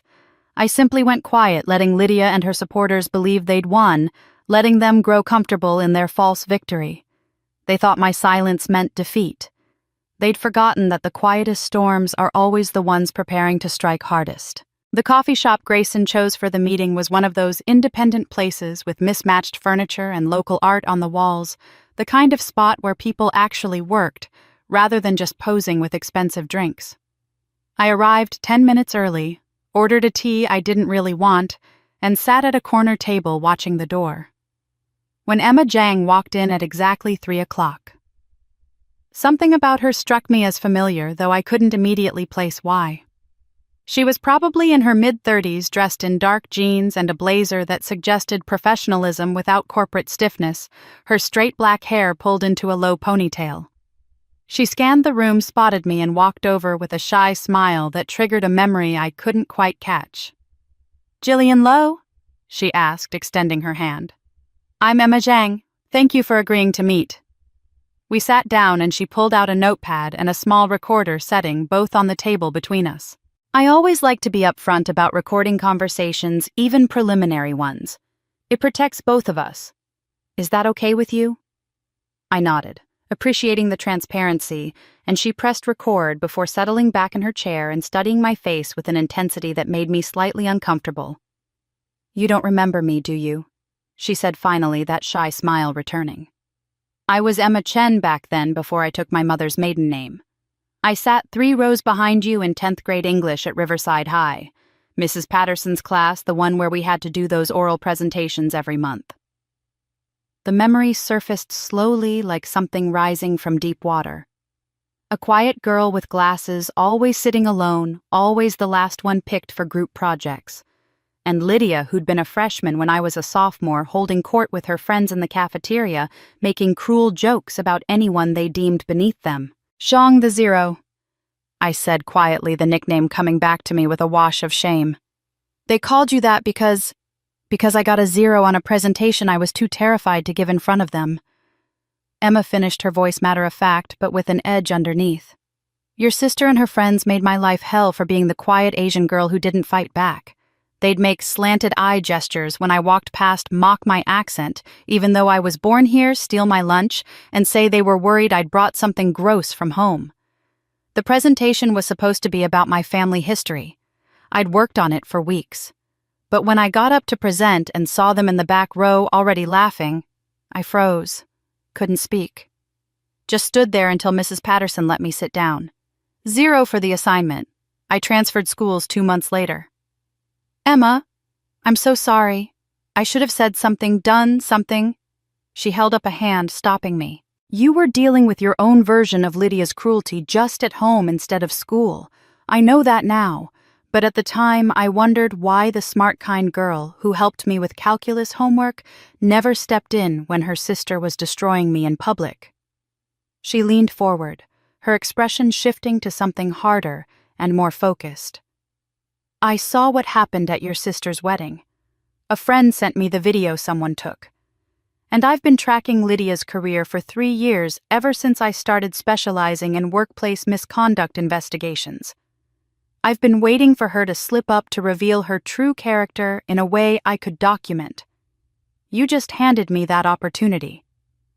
So Emma was the mysterious friend who'd sent that text message after the wedding. The pieces were falling into place. She pulled a folder from her bag and slid it across the table. "I'm not interested in writing a hit piece fueled by family drama or old grudges.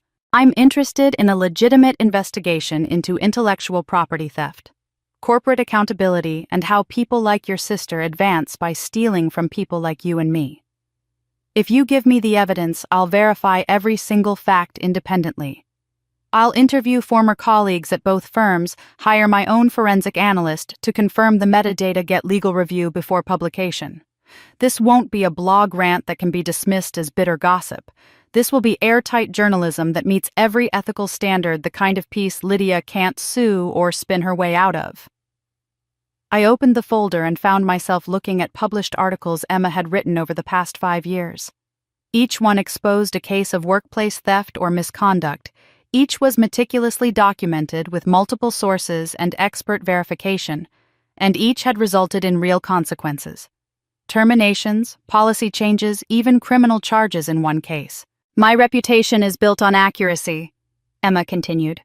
"I don't publish anything I can't prove 3 different ways. I've been sued twice, and both cases were dismissed because my work was bulletproof. That's the standard I'm offering you." I closed the folder, feeling the weight of the decision pressing down on me. If this goes public, it doesn't just hurt Lydia. She's pregnant Emma. She has a husband who might leave her a baby who'll grow up with this story attached to their mother's name. What about innocent people at her company who had nothing to do with any of this? My mother taught me to pursue justice, not destruction. How do I know this won't just be revenge dressed up as journalism? Emma didn't answer immediately, and I appreciated that she was taking the question seriously rather than dismissing my concerns. "That's exactly why I'll write it responsibly," she said finally. "I'll focus on the actions and the pattern of behavior, not character assassination. I'll state documented facts. Analysis shows materials matching earlier work by Gillian Lowe. Not Lydia Hart is a lying thief. I'll give her a full opportunity to respond to provide her side of the story. If she admits fault and shows genuine accountability, that becomes part of the narrative too, a story about redemption and growth. But if she continues lying, doubling down on the false accusations against you, then that's also part of the story. Either way, the truth gets told in a way that can't be twisted or dismissed." I thought about the USB drive I'd left on my father's dining room table, about Lydia's desperate phone call at 2 a.m, about the social media post where she'd painted me as mentally unstable and jealous. I thought about my mother's video, her voice urging me to choose justice over revenge, to seek truth rather than destruction. I pulled out my phone and began the airdrop process, watching the progress bar as years of documentation transferred to Emma's device. "This is everything. Sarah Chen's forensic analysis, my mother's recordings, timeline, documentation, the whole paper trail. But you have to promise me something. This is about truth, not revenge. If you're doing this to settle your own score with Lydia, I need to know now." Emma met my eyes, her expression serious. "I won't lie and say I don't have personal feelings about your sister. But I'm a journalist first. Truth is the only currency I deal in, because the moment I compromise that for personal satisfaction, I lose the thing that makes my work matter. I promise you this will be fair, factual, and focused on accountability." I'd handed a loaded story to a woman who knew how to aim it. Now all I could do was trust that the truth was sharp enough to cut clean. 3 days after handing Emma everything I had, I came home from the grocery store to find my father's car parked in front of my apartment building. My heart rate kicked up immediately. He'd never visited me here, not once in the 3 years I'd lived in this place. The fact that he was here now meant something had shifted, meant he was desperate enough to break the unspoken rule that had kept us in our separate corners since my mother's death. I carried my groceries up the stairs and found him standing by my door, his posture rigid with barely controlled anger. He was dressed in his usual business casual slacks and a polo shirt that suggested he'd come straight from the golf course or a meeting, and his face was set in that expression I'd learned to read as a child, the one that meant someone was about to get dressed down for disappointing him. "We need to talk," he said, not asking, not requesting, but demanding. "Now." I unlocked my door and he followed me inside without waiting for an invitation, his presence immediately making my small apartment feel smaller, more claustrophobic. He didn't sit on my secondhand couch or pull out one of my mismatched kitchen chairs. Instead, he walked straight to the window overlooking the parking lot, standing with his back to me, his shoulders tense. "I know what you're doing," he said, his voice cold and controlled in that way that had always been more frightening than shouting. "I know you met with that journalist Emma Jang. I know you're planning to air our family's private business in public. I'm here to make you a deal, and you'd be smart to take it." He turned to face me then, and I saw something in his expression I'd rarely witnessed: genuine fear, poorly masked by aggression.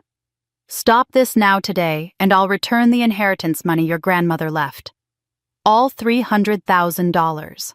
You can take it, disappear. Start fresh somewhere far from here. Live comfortably.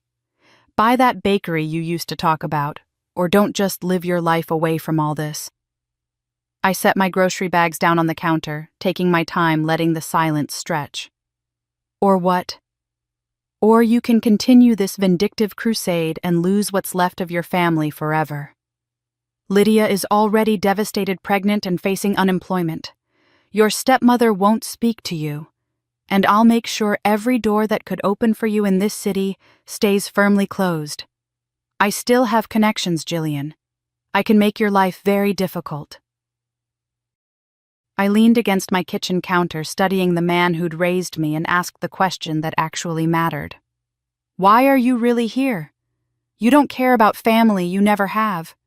You didn't care when Mom was dying alone except for me. You didn't care when Lydia was stealing my work. You didn't care at the wedding when you called me the family disgrace. So what's actually scaring you right now? His jaw tightened, and for a moment I thought he might stick to his script, might keep pretending this was about protecting family unity. But then his mask slipped, and I saw the raw self-interest underneath.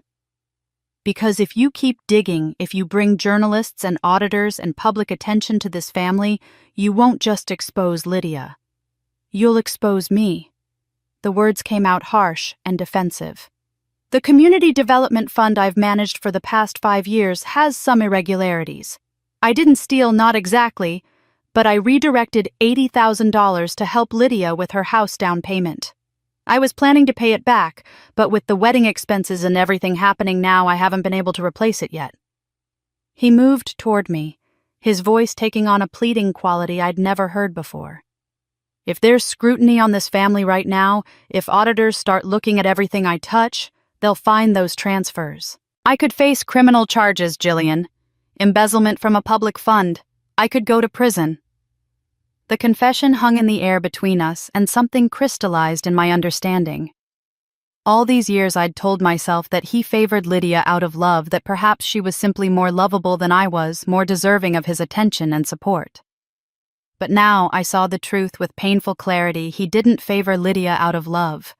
He favored whoever served his interests, whoever made him look good, whoever he could control and manipulate into maintaining the image he wanted to project.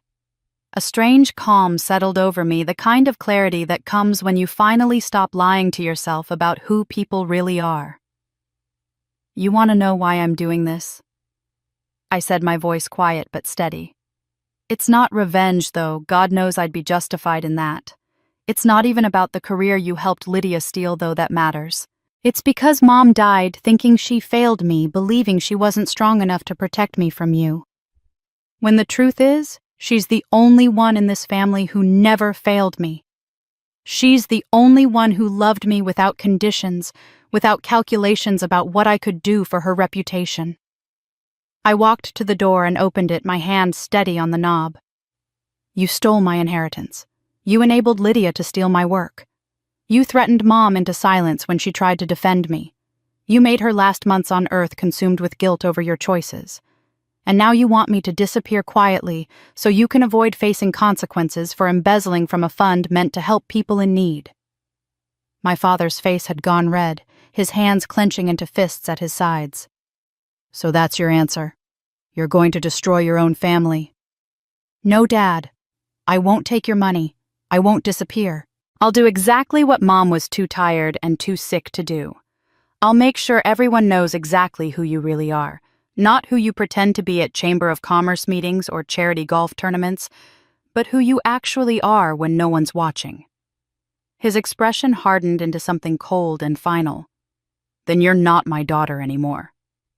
The words should have hurt, but instead I felt something like relief, like a burden I'd been carrying my whole life finally being lifted. I haven't been your daughter since the day you decided I was worth less than Lydia, worth less than your reputation, worth less than your comfort. I'm just finally accepting it. Now get out of my apartment. He stood there for another moment, perhaps expecting me to break, to take back my words, to cave under the weight of his rejection, the way I'd always done before.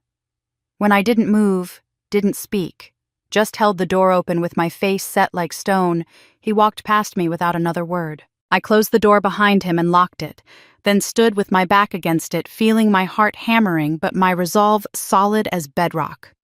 He'd offered me silence in exchange for money, but some truths are worth more than gold, and I'd just priced mine at priceless. After my father left, I spent the rest of that evening sitting at my kitchen table with my mother's recipe box open in front of me, running my fingers over her handwriting on those worn index cards. Each recipe carried a memory, her hands showing me how to fold dough, her voice explaining why you never overmix muffin batter, her smile when something came out of the oven perfectly. The next morning, I made a decision that had nothing to do with revenge or justice or proving anything to anyone. I decided to bake. Using part of the $50,000 my mother had secretly saved for me, I rented time in a small commercial kitchen space that a local caterer only used on weekdays. The evenings and weekends were mine for $300 a month. I bought basic equipment quality ingredients and began testing my mother's recipes. Her cinnamon rolls that had been legendary at church bake sales, her lemon bars that neighbors requested every summer, her chocolate chip cookies that somehow tasted like childhood and comfort in every bite. I called my small venture Rose's Legacy Bakery, and I printed a simple sign with my mother's photo, the one from her 50th birthday, where she was laughing at something off camera, her whole face lit up with joy. That Saturday morning, I loaded everything into my car and drove to the Riverside Farmers Market, claiming a small booth space between a vegetable farmer and a woman who made handcrafted soaps. I didn't have fancy packaging or professional signage. I had my mother's recipes in disposable containers with handwritten labels and prices that barely covered my costs. But when the first customer, a woman in her 60s with kind eyes, bought a container of cinnamon rolls and asked about the photo, I told her the truth. My mother had been a nurse and volunteer who'd spent her life caring for others, and these were her recipes, her legacy, the love she'd baked into every batch. The woman's eyes filled with tears. My mother had a recipe box, too. She's been gone 10 years, and I still can't bring myself to open it. She bought 3 more containers to share with her book club. By noon, I'd sold out of everything. Not because my baking was revolutionary or because I was some culinary genius, but because people responded to the authenticity of it, the simple story of a daughter honoring her mother's memory through the act of creation rather than destruction. The second weekend was busier. Word had spread somehow, and people started showing up specifically looking for Rose's legacy. But what shocked me was when Mrs. Harding approached my booth, an elderly woman I vaguely recognized from my mother's church. She picked up a package of lemon bars and said, "Rose used to bring these to my husband when he was dying of cancer. Every Tuesday for 6 months, she'd show up at our door with these lemon bars and sit with him so I could go to the grocery store or just take a walk and breathe. She never asked for anything, never made a fuss. Just showed up." Then came Mr. Chen, who told me my mother had babysat his 3 children for free every Thursday night for 2 years, so his wife, a single mother after a difficult divorce, could work a second shift to keep their house. "Your mother wouldn't take a penny," he said, shaking his head. "She said seeing my kids happy was payment enough." A young woman named Rachel, who couldn't have been more than 25, told me my mother had tutored her in math throughout high school after every other tutor had given up. "I have a learning disability and everyone treated me like I was stupid. Rose treated me like I was smart, but learning differently. I'm an accountant now because of her." Story after story, weekend after weekend, I learned about the breadth and depth of my mother's quiet kindness. She'd touched dozens of lives in ways she'd never advertised, never used for social currency or reputation building. She'd simply seen needs and filled them, seen pain and eased it, seen people and loved them. Mrs. Grant, who came every Saturday, now told other vendors, "Rose's daughter is nothing like what that family says about her.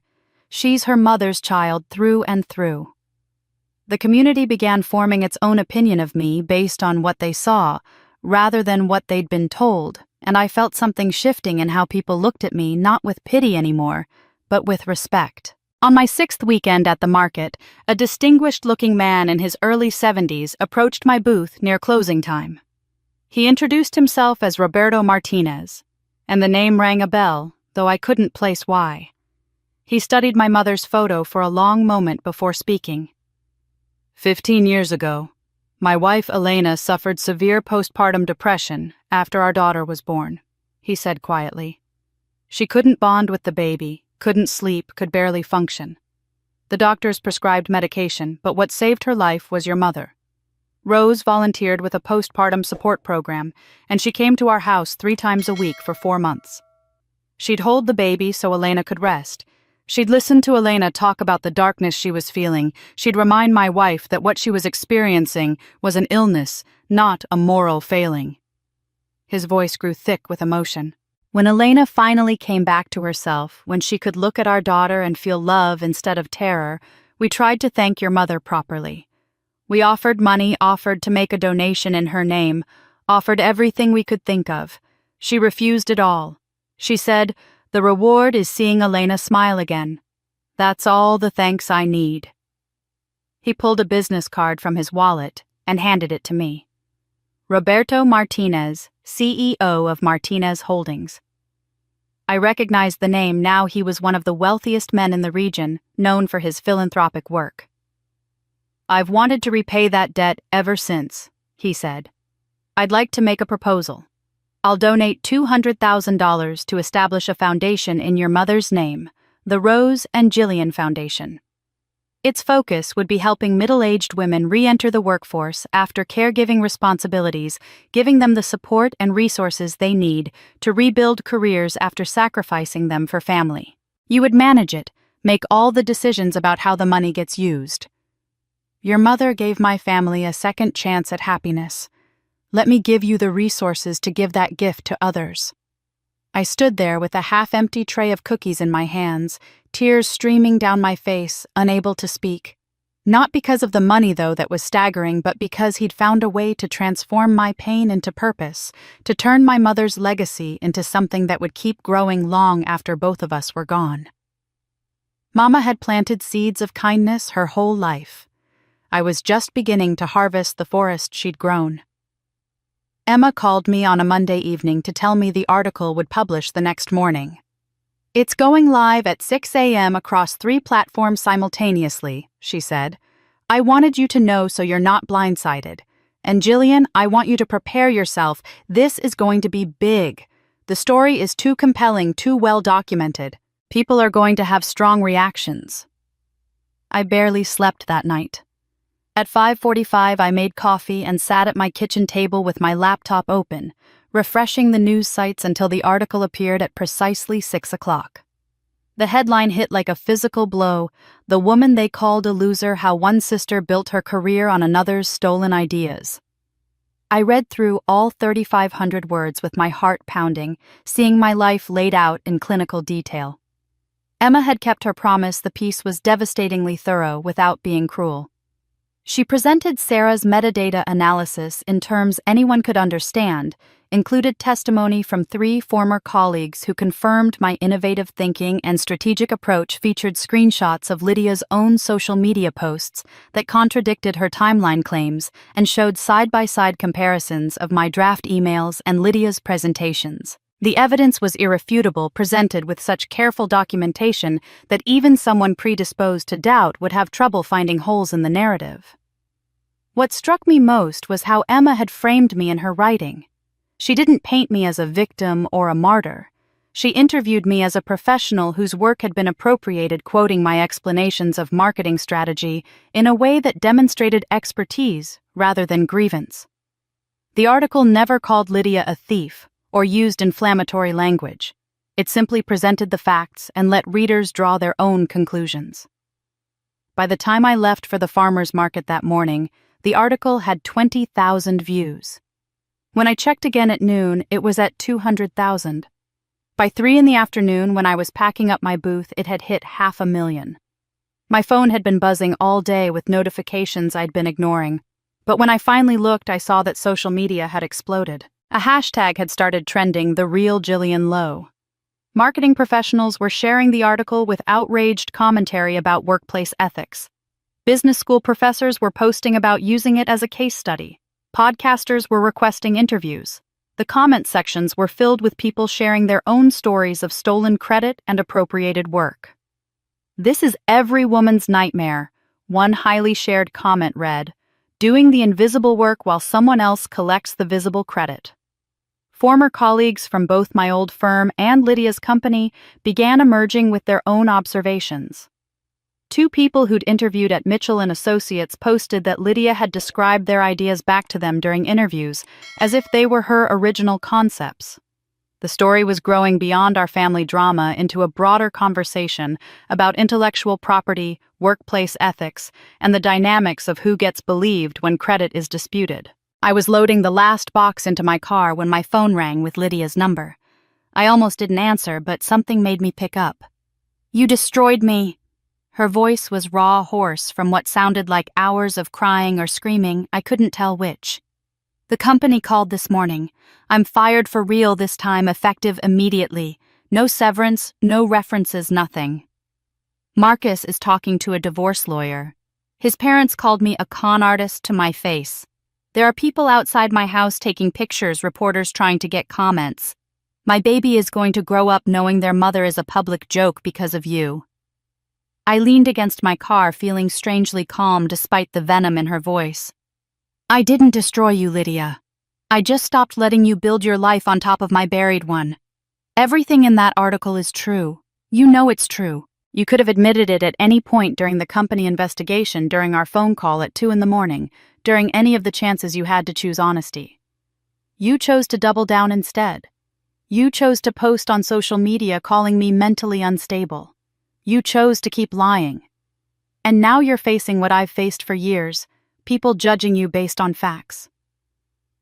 "I'm 8 weeks pregnant and unemployed," she said, her voice dropping to a whisper. "What am I supposed to do?"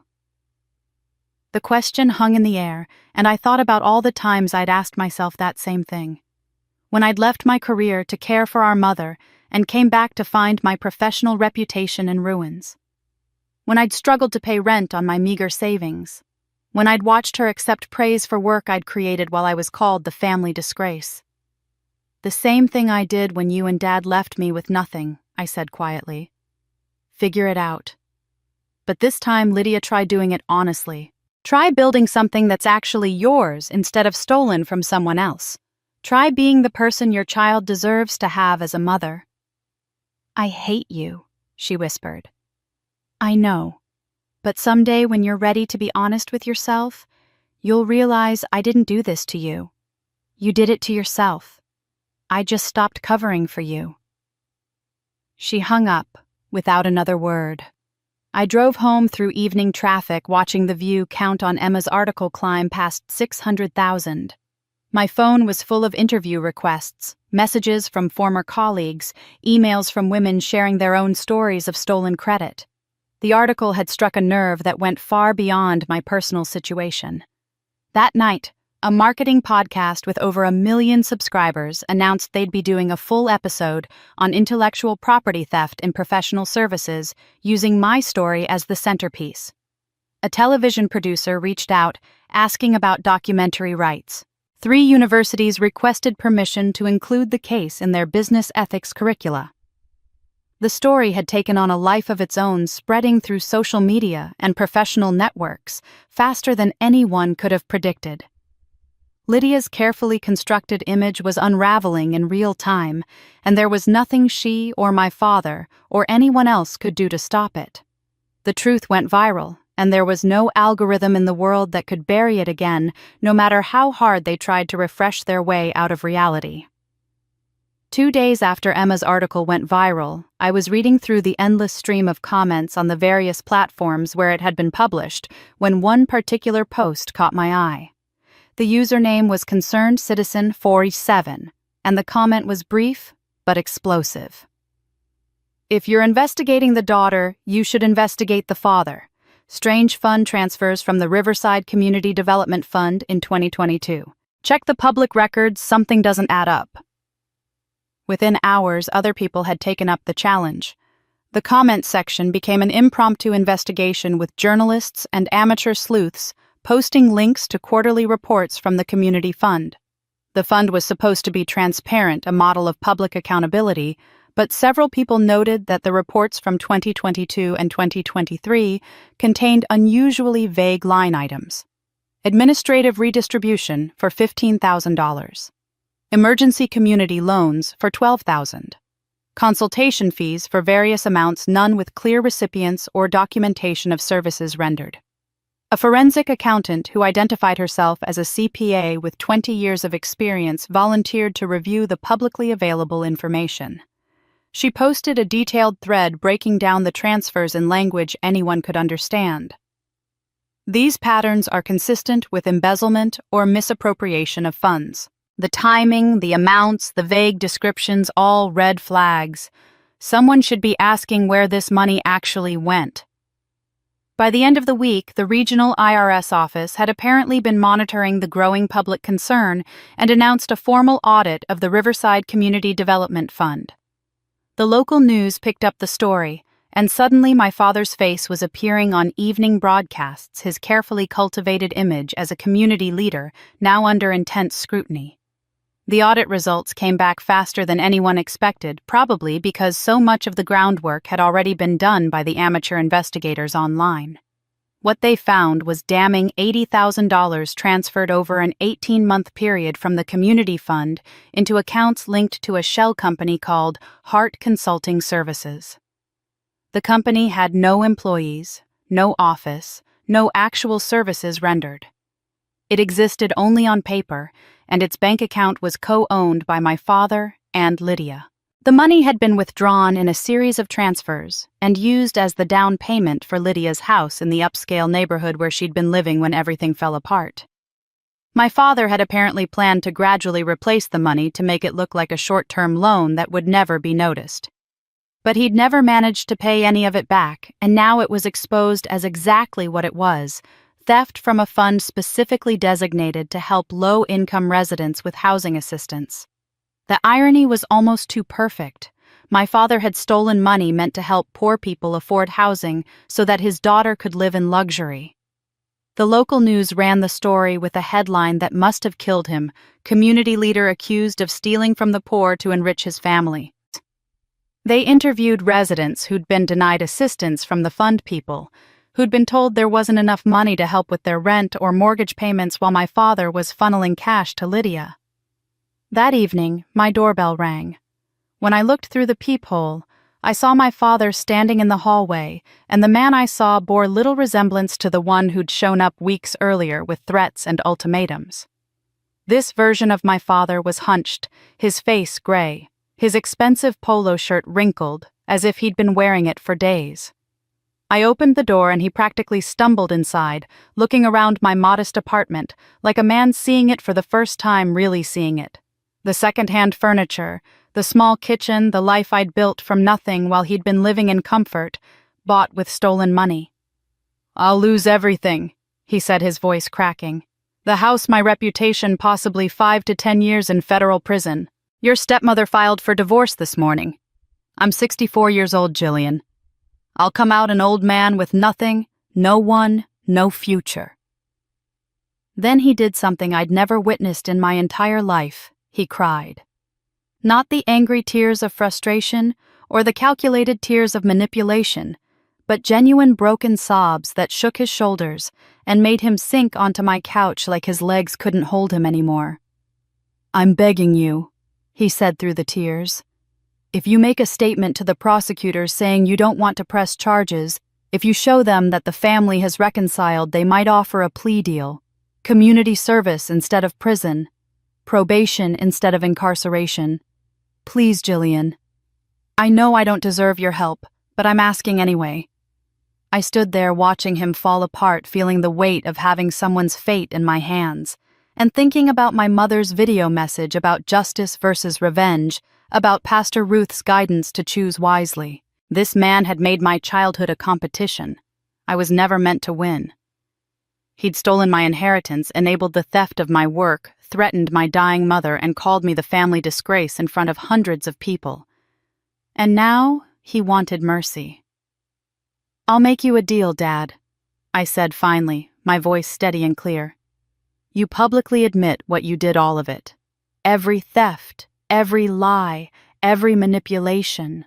You return every penny to that fund, even if you have to sell the house to do it.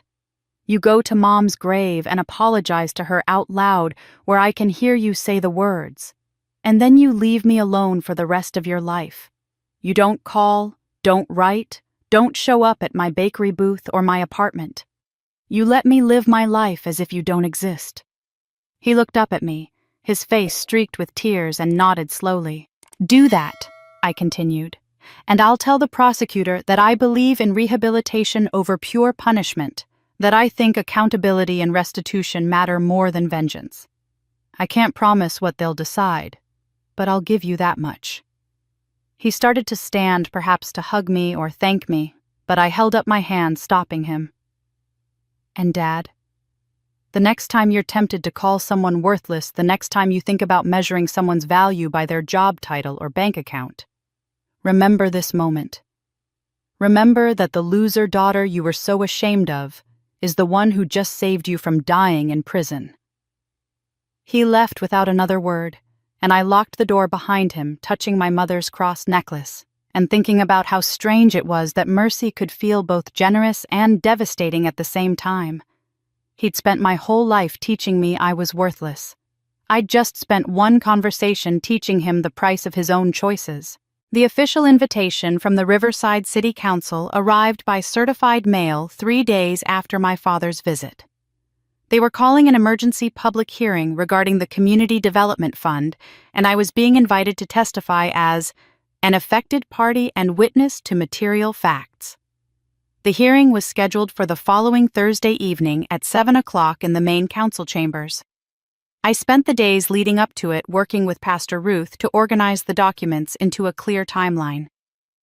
We created a simple presentation that anyone could follow my grandmother's original will, showing equal distribution to both grandchildren, the coerced signature my mother had been pressured into signing, email chains documenting the theft of my work, and financial records showing the suspicious transfers from the community fund. Ruth helped me rehearse my testimony, not to memorize a script, but to organize my thoughts so I could speak clearly under pressure. On Thursday evening, I arrived at City Hall 30 minutes early. The parking lot was already full, and I could see news vans with satellite equipment parked along the street. Inside the council chambers were packed beyond capacity, with people standing along the back wall and sitting in folding chairs that had been set up in the aisles. I recognized some faces, residents my mother had helped, vendors from the farmers market, former colleagues who'd seen Emma's article. But most were strangers, community members who felt betrayed by what my father had done with funds meant to serve them. I took my seat in the front row wearing a simple navy dress and my mother's cross necklace, carrying a photo of her that I'd brought from home. The photo showed her in her volunteer nurse uniform, smiling at the camera with that expression of gentle strength that had defined her. I set it on the seat beside me like she was there in spirit, if not in body. The council members filed in looking somber and businesslike, clearly aware that the media attention meant every word tonight would be scrutinized. The council president, a woman named Margaret Santos, whom I'd never met, called the session to order and explained that they would hear testimony regarding allegations of fund misappropriation, then vote on appropriate actions.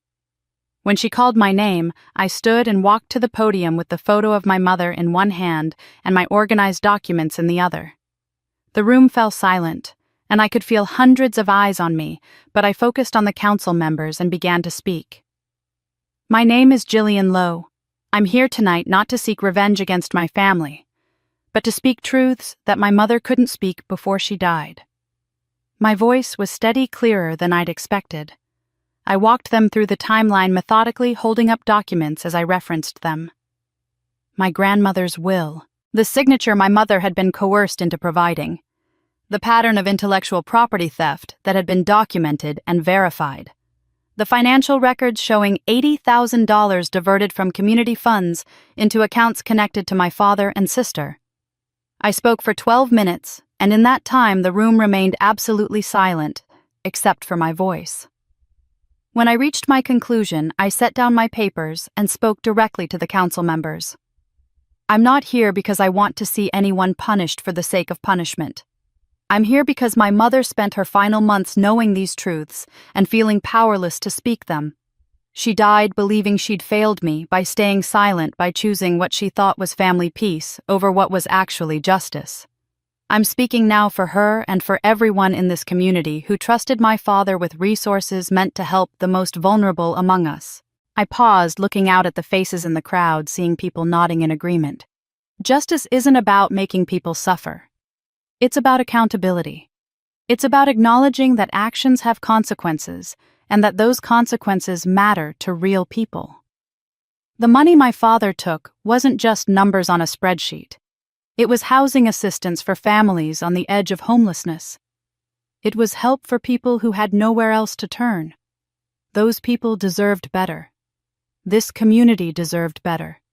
And my mother deserved better than to die carrying the weight of someone else's crimes.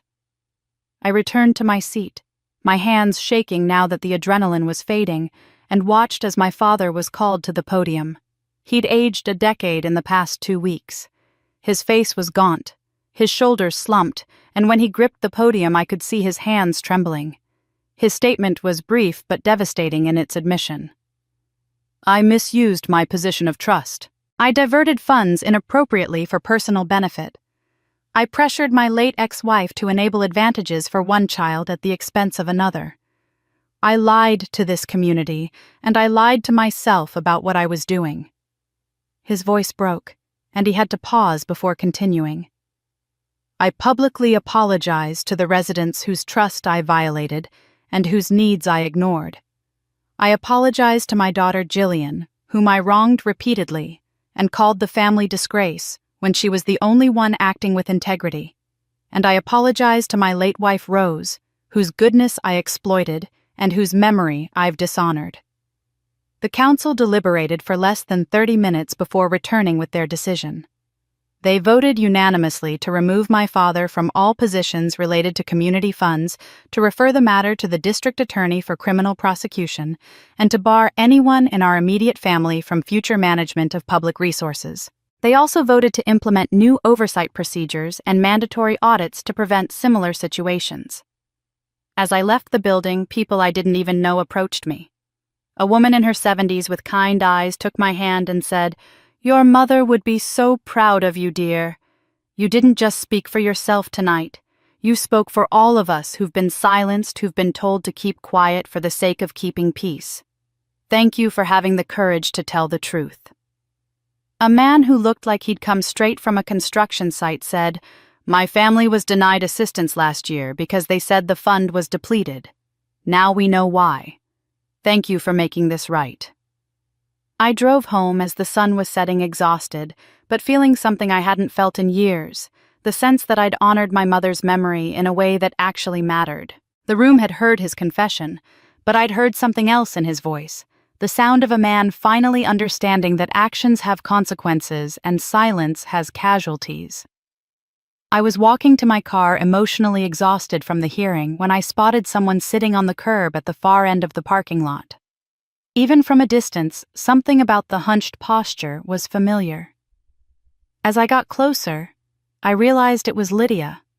She looked nothing like the polished professional who'd introduced me as an unemployed loser at her wedding just 2 months ago. She was wearing gray sweatpants and an oversized hoodie, her blonde hair pulled back in a messy ponytail, her face completely bare of makeup. She looked very young sitting there on the concrete curb and very scared and very alone. When she saw me approaching, she didn't jump up or run away. She didn't launch into accusations or excuses. She just looked at me with red-rimmed eyes and said, "Can we talk, please?" I should have kept walking. I should have gotten in my car and driven away from this final confrontation. But something in her voice, something raw and broken, made me stop. I sat down on the curb beside her, both of us facing the nearly empty parking lot as the last of the hearing attendees drove away. "You won," Lydia said, her voice flat and exhausted. "I lost everything. My job is gone, probably forever, in this industry. Marcus is barely speaking to me. His lawyer sent me paperwork yesterday. Dad's going to prison. And I'm bringing a baby into this complete nightmare. Are you satisfied now? Is this what you wanted? I turned to look at her profile, seeing the way her jaw was clenched against tears, the way her hands were gripping the fabric of her hoodie like she needed something to hold on to. If you think this was about winning and losing, you still don't understand, I said quietly. This was never about you losing Lydia. It was about me stopping being invisible. It was about refusing to let you and Dad bury me while you built monuments to yourselves on top of my grave. She made a sound that was half laugh, half sob. I know. God, I finally know. I've had a lot of time to think these past few weeks sitting alone in that house while Marcus stays at his parents' place looking at my phone filled with messages from people who think I'm a fraud. And you know what the worst part is? They're right. I am a fraud. The tears came then, not the calculated crying I'd seen from her before, but genuine grief that seemed to come from somewhere deep and painful. I'm so sorry, Chi. Not because I got caught, not because my life fell apart, but because I finally understand what I did.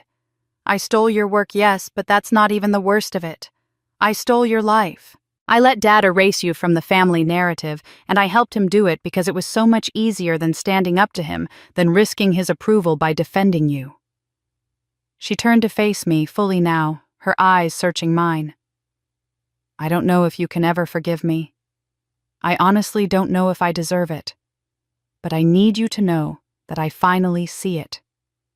I see you who you really are, what I took from you, what Mom was trying to protect you from when she stayed silent about Dad's manipulation.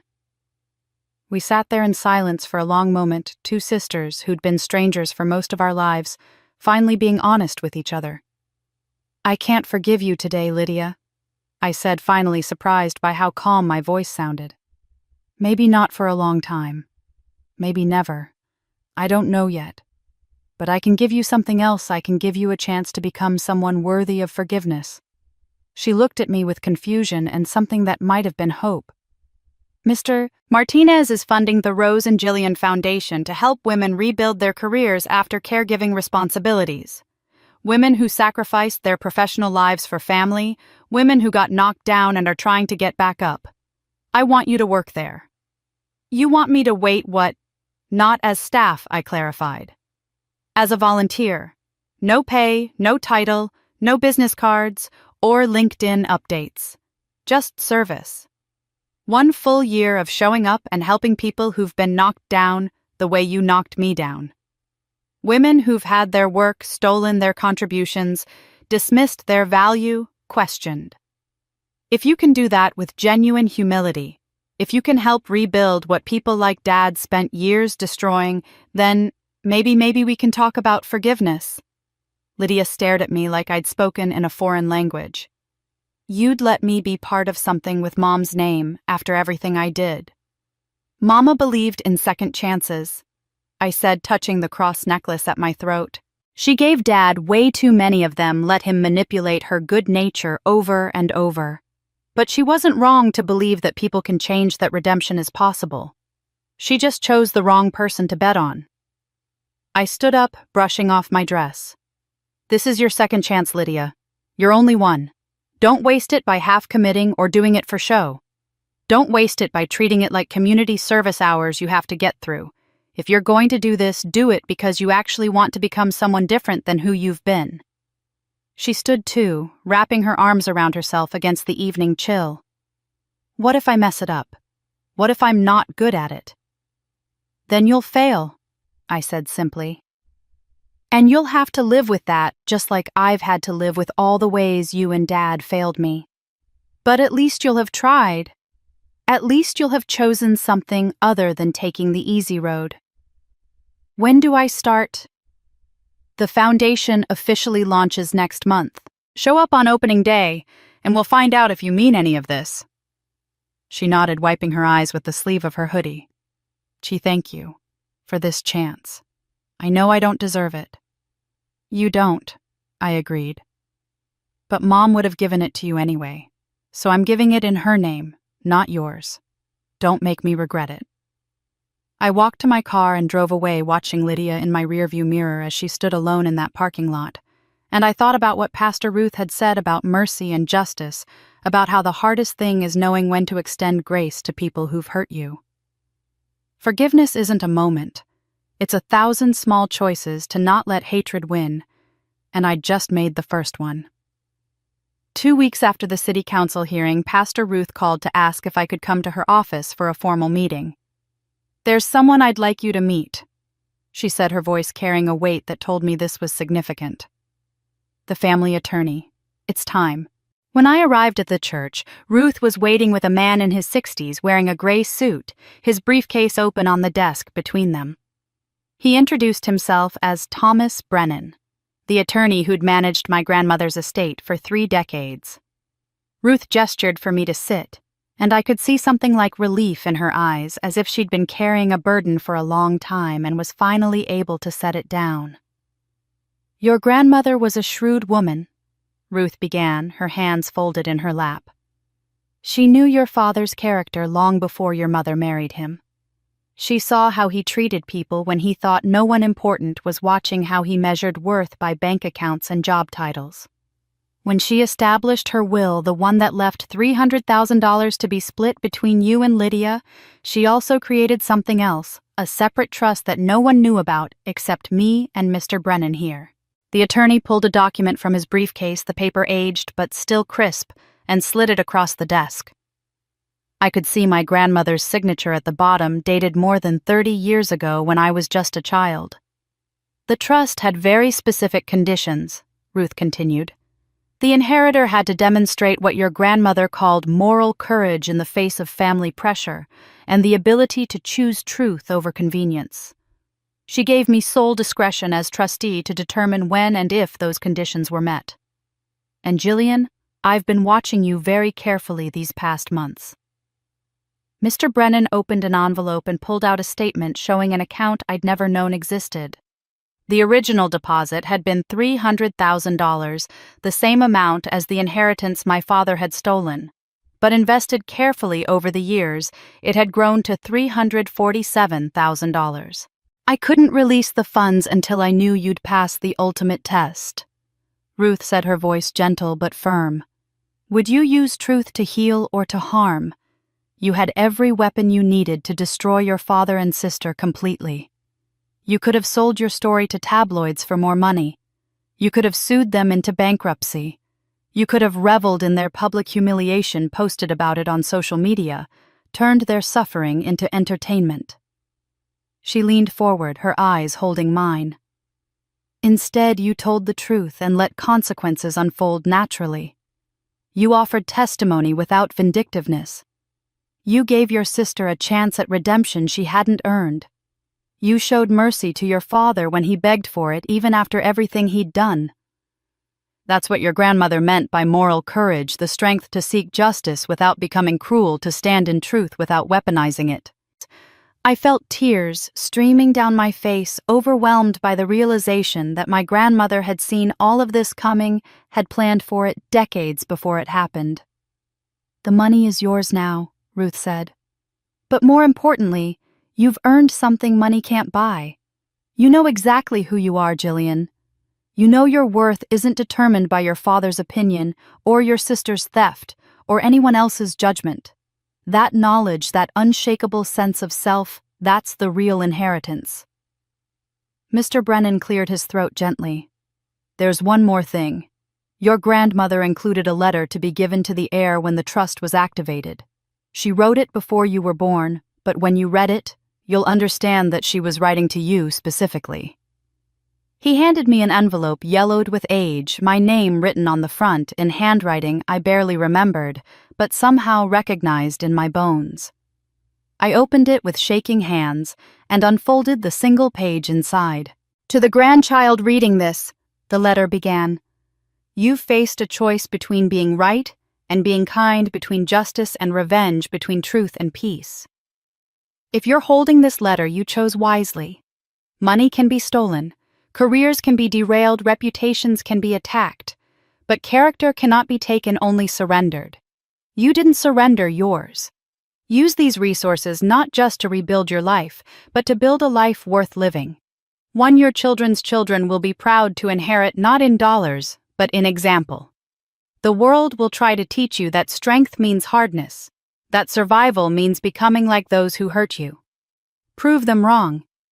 Be strong enough to stay soft, successful enough to stay generous, hurt enough to stay kind anyway. Love always, Nana Grace.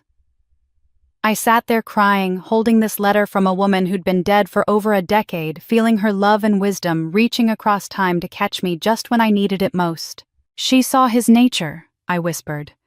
She knew what he was, and she built a safeguard for whichever grandchild would refuse to become like him.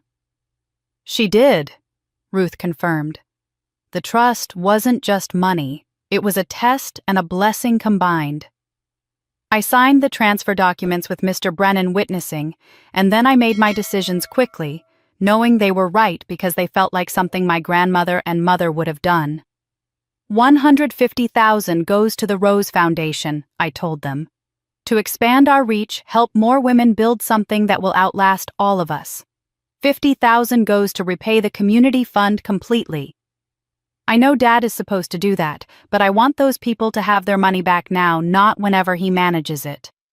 And I'll keep the remaining $147,000 to secure my future, to make sure I never have to depend on anyone else's approval or charity again. Ruth smiled, her eyes shining. This is what generosity looks like. Not hoarding what you gain, but sharing what you're given. Your grandmother would be so proud. As I left the church that afternoon with the paperwork in my bag and my grandmother's letter pressed against my heart, I understood something profound. Nana Grace had left me more than money. She'd left me proof that integrity echoes across generations, and I'd just decided what my echo would sound like. 6 weeks after offering Lydia a chance at redemption in that parking lot, my phone buzzed with a text message that made my breath catch. I've been volunteering at the foundation for a month. I'd like to talk to you, really talk, not just apologize. Can we meet at Mom's old house? The new owner said I could use the kitchen for a few hours. I know it's a lot to ask. I stared at the message for a long time, my thumb hovering over the keyboard. The house where we'd grown up had been sold 8 months after my mother died, and I hadn't been back since the estate sale. The thought of walking into that kitchen again, the place where my mother had taught me to measure flour and fold dough and understand that cooking was an act of love made tangible, filled me with equal parts longing and dread. I waited 2 days before responding. Saturday, 2 p.m. When I pulled up to the old house that Saturday afternoon, I sat in my car for a full 5 minutes gathering my courage. The new owners had painted it a different color, pale yellow, instead of the cream it had been, and there were new shutters on the windows. But it was still recognizably the house of my childhood, and walking up the front path felt like stepping back through time. Lydia answered the door, and I was struck by how different she looked.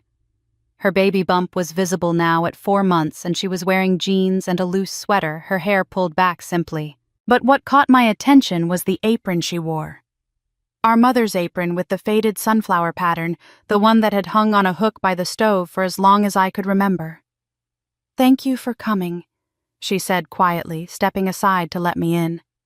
The kitchen looked smaller than I remembered, the way childhood places always do, but the layout was the same. Lydia had set up everything we needed on the counter: flour, sugar, butter, cinnamon, the old mixing bowls I recognized from our mother's collection that Lydia must have kept after the estate sale. "I don't expect you to forgive me today," Lydia said, her hands moving nervously over the counter. "Or even this year. Maybe never. But I wanted to learn Mom's cinnamon roll recipe from you. I realized something these past weeks at the foundation. I spent so much time competing with you, trying to prove I was better than you, that I never learned the things Mom actually wanted to teach us. How to make her recipes. How to be kind without expecting anything back. How to measure worth by what you give instead of what you take." I set down my purse and washed my hands at the sink, the familiar routine calming my racing heart. "Okay, let's start with the dough." We worked in silence, at first my hands showing hers the way our mother's hands had once shown mine. How much flour to add gradually, so the dough doesn't become tough. How to knead just until it becomes smooth and elastic, not overworking it. How to tell by touch when the texture is right. As our hands moved through the familiar motions, something began to shift in the silence. It stopped being awkward and became almost meditative, the rhythm of the work creating a space where words could finally flow naturally. "I'm in therapy now," Lydia said as we rolled out the dough. "Twice a week. My therapist asked me to write down all the ways Dad made me feel like I had to be perfect, had to be better than you, had to prove my worth constantly. It took me 4 sessions to finish the list." She paused, her hands stilling on the rolling pin. "I'm beginning to understand that my insecurity wasn't your fault. It was his projection, his need to pit us against each other so he could control both of us by making us compete for scraps of his approval." I brushed melted butter across the dough, then sprinkled the cinnamon sugar mixture the way my mother had taught me. "He made you believe your worth came from being better than me, instead of just being yourself." "Yes," she whispered, "and I let him. I chose that easy path instead of questioning why love in our family had to be a competition." We rolled the dough carefully, cut it into sections, and placed the rolls in the pan. As we slid them into the oven and set the timer, the kitchen began to fill with the scent that defined my childhood: cinnamon and yeast and butter, the smell of Saturday mornings and holiday breakfasts, and my mother's love made visible. That's when we both started crying. Not the angry tears or guilty tears we'd shed before, but something deeper. The shared grief of 2 daughters who'd lost their mother and were only now, months too late, beginning to understand what she'd been trying to give them. "I miss her so much," Lydia said, her voice breaking. "I never got to apologize to her for being part of how Dad treated you, for standing by while he called you worthless, for taking what was yours and letting him convince me I deserved it." I wiped my eyes with the corner of the sunflower apron. I spent years angry at Mama for not standing up to Dad more, for not protecting me the way I thought a mother should. But watching you struggle to stand up to him even now, seeing how hard it is to break free from his manipulation, even after everything that's happened, I finally understand. She wasn't weak. She was trapped in ways I didn't see because I was trapped too. And she did the bravest thing she could. She left me a map out, the USB drive, the evidence, the connections to people who could help. She couldn't fight while she was alive, so she fought from beyond. The timer went off, and we pulled the cinnamon rolls from the oven, golden and perfect, exactly the way our mother used to make them. We sat at the small kitchen table, the same one where we'd eaten countless meals as children, and ate warm cinnamon rolls with our fingers, not bothering with plates. For the first time in decades, we weren't sisters divided by competition and resentment. We were just 2 daughters missing their mother, finding their way back to each other in the space where her love had always been most present. Forgiveness isn't one conversation, I told Lydia, watching her cradle her growing belly with one hand while she ate with the other. It's 1,000 small moments of choosing not to hate you. This is one of those moments. She nodded, tears still streaming down her face. I'll earn the other 999, however long it takes. We couldn't get back the years we lost, couldn't undo the pain or erase the betrayal. But in Mom's kitchen, surrounded by the smell of cinnamon and grace, we found something better, a place to start. 3 months after that afternoon in our mother's kitchen, Lydia had become a regular presence at the Rose Foundation. I saw her there most days when I came in, sitting with women twice her age and listening to their stories of interrupted careers and lost opportunities. She helped them update resumes, practiced interview questions with them, and ran a support group for women dealing with workplace betrayal. She showed up even on days when her pregnancy made her exhausted, even when I could tell the emotional weight of the work was crushing her. One evening, as I was locking up the office, Lydia asked if we could talk. She looked nervous, her hands fidgeting with the strap of her bag. I want to make a public apology video, she said without preamble. Not because anyone's forcing me, not because I'm trying to get my old life back, but because the women I'm helping here deserve to know I understand what it means to be discredited, to have to start over from nothing, to carry the weight of other people's judgments. I felt immediate skepticism rise in my chest. Public apologies can look like image rehabilitation, Lydia. They can feel performative even when they're sincere. How do I know this is real and not just another calculated move? She met my eyes steadily. You don't. But the women at the foundation know. They've watched me show up every single day for 3 months. They've seen me cry in the bathroom when the stories get too heavy. They've heard me actually listen instead of just waiting for my turn to talk. Ask them if it's real. So I did. I pulled aside 3 women who'd been working closely with Lydia Margaret, a 58-year-old former accountant trying to re-enter the workforce after caring for her husband through cancer, Sophia, a 42-year-old who'd lost her teaching career when a colleague took credit for her curriculum redesign, and Patricia, a 61-year-old engineer whose ideas had been systematically attributed to male colleagues for decades. Margaret spoke first. Your sister is broken in the right way. Broken open, not broken down. She's not trying to fix herself by helping us. She's helping us because she finally understands what she broke in you. Sophia added, I've seen a lot of people do community service hours because they have to. Lydia's not doing hours. She's doing the work, the real internal work of becoming someone different.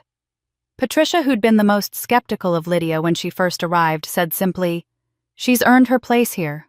Let her speak.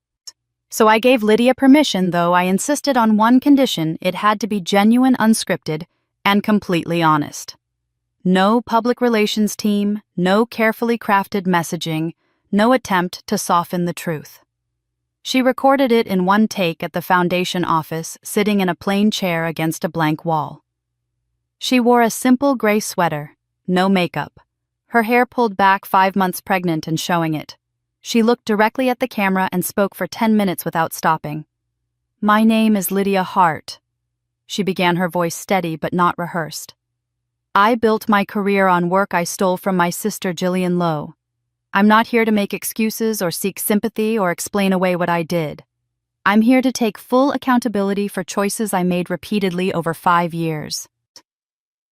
She detailed everything: how our father had convinced her that using my abandoned ideas wasn't really stealing, how she'd rationalized each appropriation by telling herself I'd given up my right to the work when I left my career, how she'd chosen comfort and advancement over integrity again and again. She didn't spare herself or try to make herself sympathetic. The hardest part isn't that I got caught, she said, her voice wavering slightly but not breaking. It's that I now understand the cost of what I did. While I was collecting promotions and praise and building a reputation, my sister lost opportunities, lost credibility, lost years of her life she can never get back. She sacrificed her career to care for our dying mother, and I used that sacrifice as an opportunity to take what was hers. She paused, placing one hand on her belly. I can't give those years back. I can't undo the damage, but I can do 2 things. I can tell the truth, and I can dedicate myself to helping others who've been silenced or stolen from the way I silenced and stole from my sister. I'm volunteering at the Rose Foundation, named for our mother, helping women rebuild careers after caregiving responsibilities or workplace injustice. If you've experienced intellectual property theft, if you've had your work credited to someone else, if you've been discredited or dismissed, please reach out. You deserve support, and you deserve to have your truth acknowledged. She ended simply, I was wrong. I'm sorry. And I'm spending every day trying to become someone worthy of that apology. We posted the video on the Foundation's social media accounts and on Lydia's personal page. I watched the view count climb throughout the day, 10,000 by noon, 50,000 by evening, 500,000 by the time I went to bed. By the next morning, it had reached 2 million views. The comments were not uniformly positive, and I was glad for that because universal praise would have felt false. Some people applauded Lydia's courage. Others said she was only sorry because she'd been caught. Many shared their own stories of stolen credit, appropriated ideas, workplace betrayal. The conversation spread beyond our specific situation into broader discussions about intellectual property, about gender dynamics in professional advancement, about the courage required to speak truth when your own family is the source of injustice. The foundation's phone and email were overwhelmed. We received 347 new requests for assistance in 1 week. 3 universities reached out asking permission to use our case as a teaching tool in business ethics courses. A publisher sent me an email asking if I'd consider writing a book about the experience. But what struck me most deeply were the 5 women who came forward, former colleagues of Lydia from different companies over the years, thanking me for exposing a pattern they'd experienced, but felt powerless to report. "She did it to me too," one wrote. "Took my pitch in a meeting and presented it as her own the next day. I complained to HR and was told I was being overly sensitive about idea sharing in collaborative environments. Thank you for making people see that this is real, that it matters, that it has consequences." The story had grown beyond 2 sisters and become something larger. A conversation about systemic issues, about who gets believed, about the price women pay for being generous with their ideas in workplaces that reward visibility over substance. Lydia's apology didn't erase the past. It couldn't give me back those lost years, or undo the humiliation, or restore what had been taken. But it did something better. It created a future where truth mattered more than reputation, where accountability mattered more than image, where breaking open was recognized as stronger than staying closed. And that I realized as I read through messages from women finding their voices after years of silence was worth more than revenge ever could have been.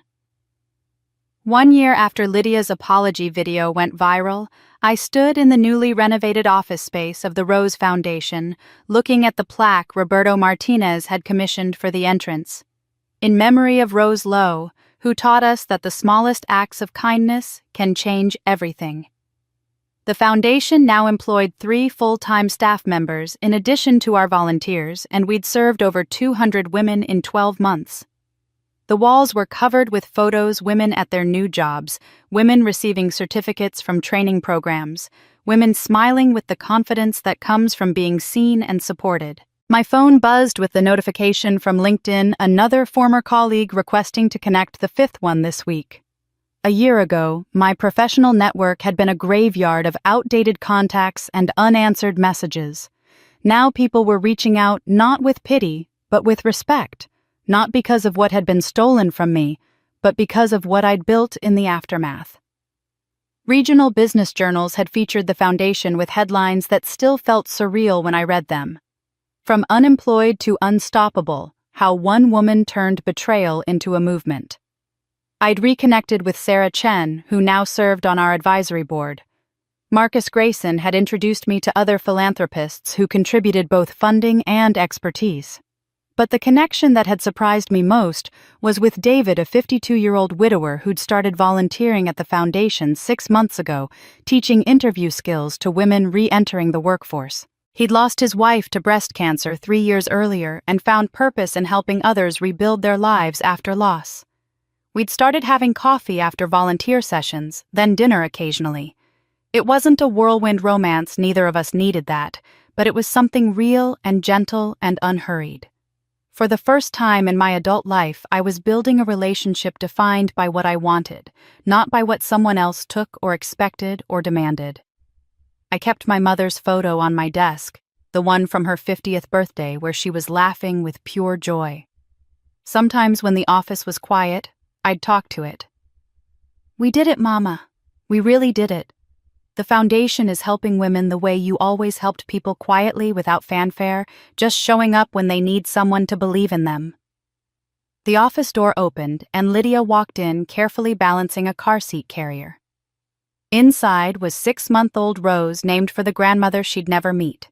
When Lydia had called to tell me she'd chosen that name, I'd cried for an hour. Tears of grief and gratitude tangled together in ways I couldn't separate. "I know I'm early for our lunch," Lydia said, setting the carrier down gently. "Rose wouldn't nap, and I thought maybe a change of scenery would help." I came around my desk to look at my niece, who had Lydia's blonde hair, but eyes that reminded me achingly of our mother's. "She's getting so big." "She's a terrible sleeper and an excellent screamer," Lydia said, but her voice was full of love. "Marcus jokes that she inherited my talent for demanding attention." Marcus. The fact that Lydia could mention her husband's name without pain was itself progress. They'd been in intensive marriage counseling for the past year, working through the betrayal and lies that had nearly destroyed their relationship. It was slow, difficult work, and there were still hard days, but they were both committed to rebuilding something honest, even if it looked nothing like what they'd had before.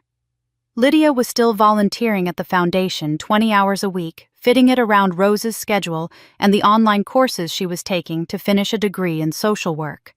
She'd never have the corporate career she'd once had, and I could see her making peace with that. "I spent 10 years climbing a ladder that was leaning against the wrong building," she'd told me last month. "Now I'm building something on solid ground, even if it's smaller and slower."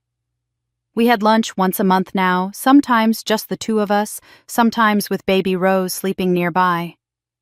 The conversations were still sometimes awkward, still touched by the shadow of everything that had happened, but they were honest in a way our relationship had never been before. We weren't best friends. We might never be. But we were learning to be sisters again, and that felt like enough. "Have you heard from Dad?" Lydia asked carefully as we walked to the cafe down the street. "He sent another letter last week. I haven't opened it yet." Our father had accepted a plea deal after the criminal investigation concluded 3 years of probation, 500 hours of community service at organizations serving low-income residents, full restitution to the community fund, including interest, and a permanent ban from any position involving fiduciary responsibility. His wife had divorced him quietly, taking half of what little remained after legal fees and restitution. He lived alone now in a small apartment on the other side of town. Pastor Ruth had mentioned to me that he'd started attending Sunday services, always sitting in the back pew, always leaving immediately after the final hymn, speaking to no one. "Consequences are their own teachers," Ruth had said. "He's learning what your mother tried to teach him for 30 years, that integrity matters, that character is built in private long before it's tested in public." I kept his letters in a box in my closet, most of them unopened. I wasn't ready to read his words, wasn't sure I ever would be. I had no relationship with him and couldn't imagine what one would even look like at this point. But I'd made peace with the fact that his choices were his, to live with his consequences, his to face. I didn't need to forgive him to be free of him, and that realization had been its own kind of liberation. As Lydia and I sat in the cafe with baby Rose sleeping peacefully now between us, I thought about how much had changed in a year. Not just the external circumstances, the foundation, the recognition, the restored relationships, but the internal landscape. I knew who I was, now knew my worth wasn't determined by my father's approval, or my sister's theft, or anyone else's definition of success. People say time heals all wounds, but I'd learned that's not quite true. Time reveals who's willing to do the work of healing, and who'd rather just wait for the pain to fade without doing anything to address its source. Healing requires action, requires honesty, requires the courage to face uncomfortable truths, and change in response to them. And that work I'd discovered never really ends. It just gets easier with practice. The email arrived on a Tuesday morning marked with high importance and sent from an address I didn't recognize, the National Women's Professional Development Conference Planning Committee. They wanted me to deliver a keynote speech at their annual conference in Chicago, a 3-day event with 5,000 in-person attendees and an expected 50,000 watching via live stream. The proposed topic made my breath catch, from invisible to undeniable, reclaiming your narrative after professional setback. Mant! I stared at the invitation for a full 10 minutes, my heart racing with equal parts terror and disbelief. Public speaking had never been my strength. I was a strategist, someone who worked best behind the scenes crafting campaigns and analyzing data, not someone who stood in front of thousands delivering inspirational speeches. The thought of being on that stage, exposed and vulnerable, made my hands shake. I called Pastor Ruth that evening, needing her wisdom to sort through my fear. She laughed when I told her about the invitation, not unkindly, but with genuine delight. "Your mother once told me you were afraid of your own voice. This was years ago when you were still in high school. She said, Ruth Jillian has so much to say, but she's learned to keep quiet because speaking up in our house only brings criticism. But when she finally speaks when she's ready, the world better listen because she won't waste words. This is your moment to prove her right. I spent 3 weeks writing and rewriting the speech, filling my apartment with crumpled drafts and late nights fueled by tea and determination. I wanted to honor not just my own story, but the stories of every woman who'd walked through the foundation's doors. The accountant who'd been dismissed as too emotional when she reported harassment, the engineer whose innovations were consistently credited to male colleagues, the teacher who'd sacrificed her career for family and been told she was no longer relevant when she tried to return. The morning of the conference, I stood backstage in Chicago wearing a navy blue suit and my mother's cross necklace, listening to my introduction being read to 5,000 women seated in a convention center ballroom, knowing that 50,000 more were watching from their homes and offices. My hands were shaking, my mouth was dry. But when my name was called and I walked onto that stage, something shifted inside me. I looked out at the sea of faces, saw women of every age and background, and realized they weren't here to judge me. They were here because they'd seen themselves in my story, because they'd experienced their own versions of being made invisible, and they were hoping I could show them a way back to being seen. I began speaking, my voice steadier than I'd expected. They called me a loser at my sister's wedding. I started, and the room went completely silent. In front of 200 guests, my own family reduced me to a punchline, the unemployed failure, the family disgrace. And you know what? They were right about one thing. I was a loser, but not in the way they meant. I paused, letting that sink in before continuing. I lost the old version of myself who believed their lies about my worth. I lost the need for their approval that had shaped every decision I'd made for 37 years. I lost the fear of standing alone that had kept me silent when I should have spoken. And in losing all of that, I found something infinitely more valuable. I found myself. For the next 40 minutes, I told my story with unflinching honesty, but I focused less on the personal betrayal and more on the systemic issues that had enabled it. I talked about workplace cultures that reward visibility over substance, where the person who speaks loudest in meetings gets credit regardless of where the ideas originated. I talked about family dynamics that pit women against each other, teaching us that love is a competition with only one winner. I talked about the pressure women face to stay silent, to keep the peace, to make ourselves smaller so others can feel bigger. We're taught that speaking up about injustice within our families makes us difficult. I said, my voice growing stronger with each word. That reporting theft in the workplace makes us not team players. That demanding credit for our own work makes us selfish. But silence has a cost. My silence cost me years of my career, my reputation, and nearly cost me my sense of self-worth. The silence my mother chose trying to protect me cost her peace in her final months. Silence always costs something, usually more than speaking ever would. When I finished, the applause started immediately and built into a standing ovation that lasted 4 full minutes. I stood on that stage, tears streaming down my face, watching thousands of women rise to their feet, and felt something break open in my chest, not breaking apart, but breaking free. Afterward, women lined up to speak with me for over 2 hours.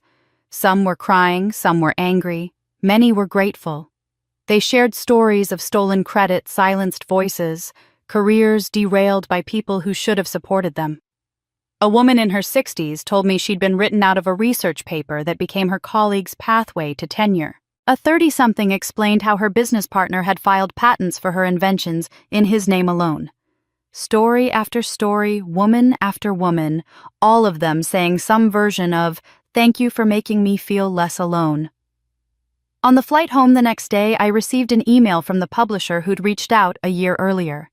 They wanted to move forward with a book proposal, my story combined with practical guidance for women navigating professional betrayal and family sabotage. They offered an advance that would fund the foundation's operations for 2 years.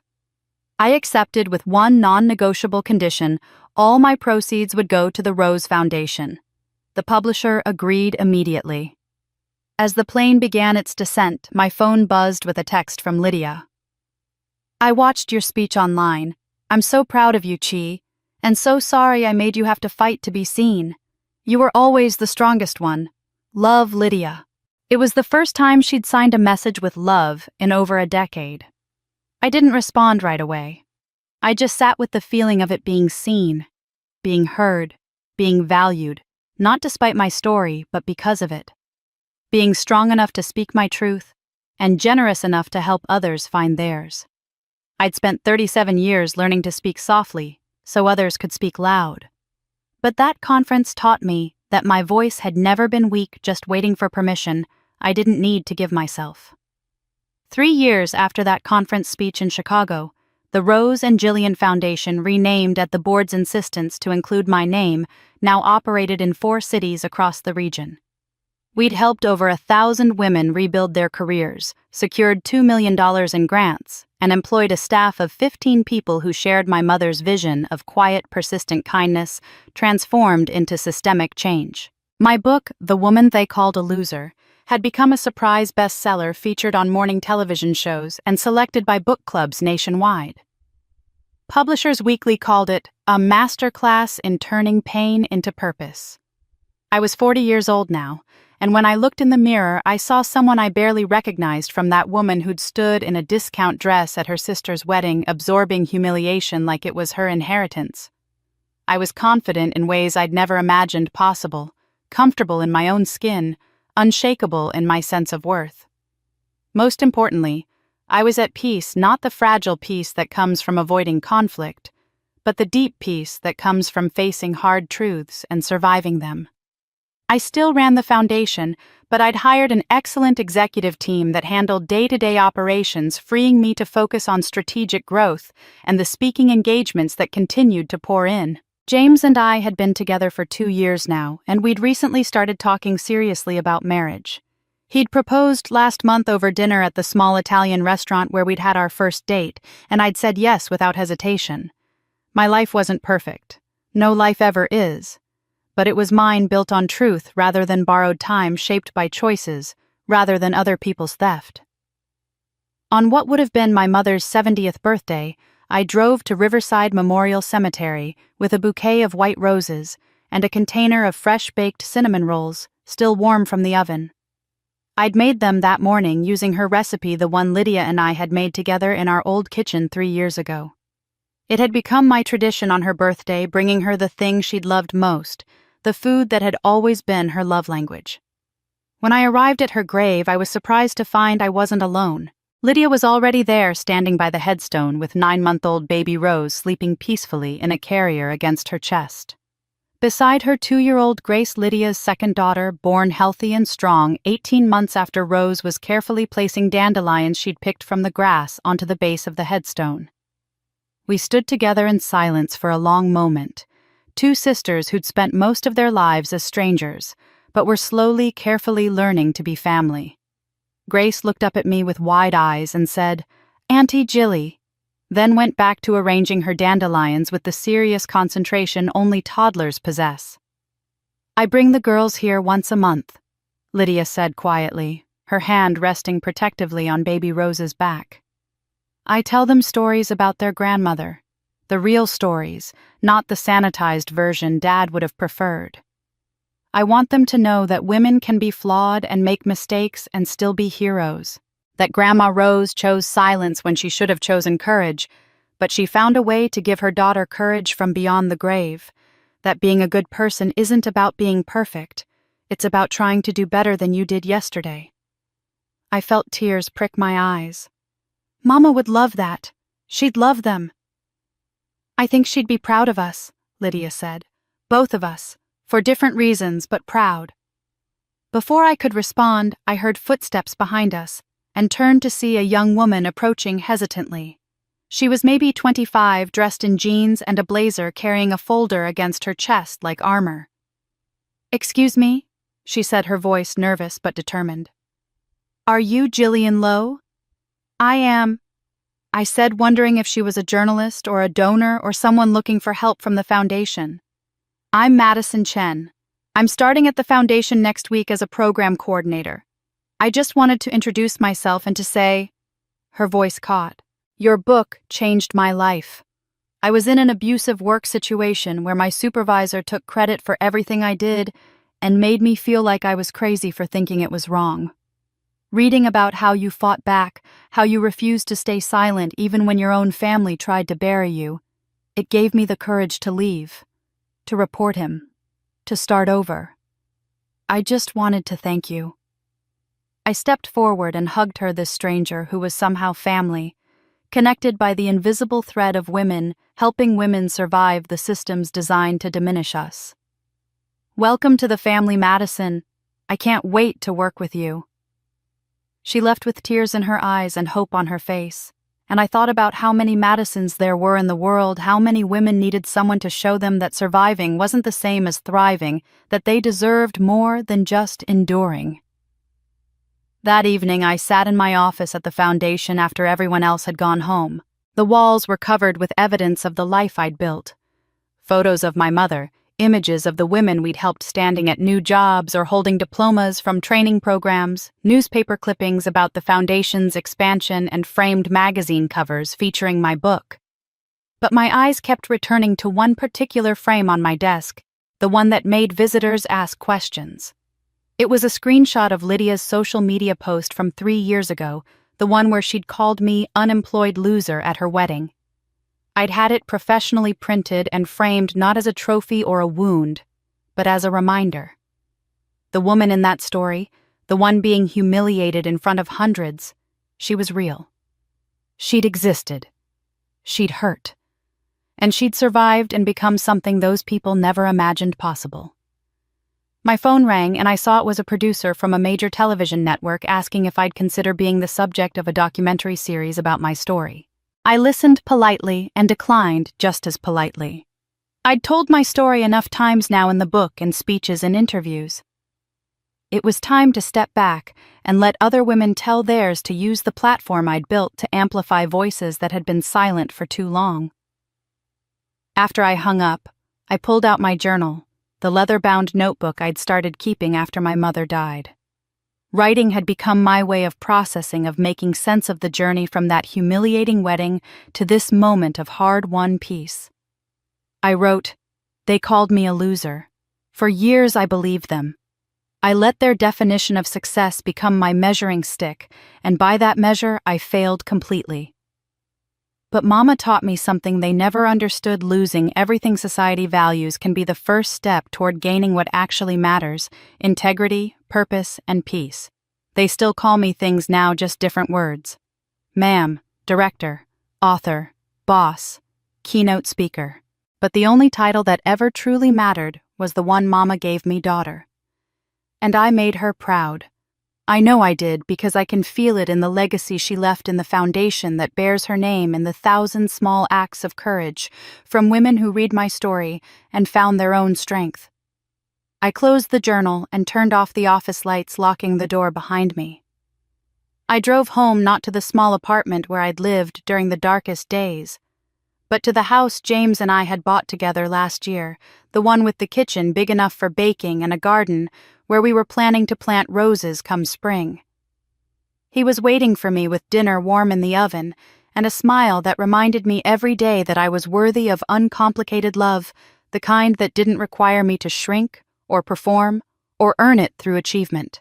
That night, lying in bed with James asleep beside me and moonlight filtering through the curtains, I thought about the long, unlikely journey from that wedding to this moment. I thought about my mother's video message, about Pastor Ruth's guidance, about Marcus Grayson's unexpected intervention, about Emma's journalism, about every small choice that had led me here. They once called me a loser, and now they called me unstoppable. But the truth is, I was always both. I just had to lose everything they told me mattered before I could find what actually did. And that's where Jillian's story brings us today. From the woman they called a loser at a wedding, to the founder of a movement that's helped over 1,000 women reclaim their voices and rebuild their lives. Her journey wasn't about revenge. It was never about making her family suffer the way they'd made her suffer.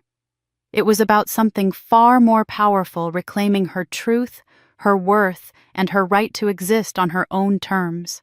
What strikes me most about Jillian's story is how universal it is.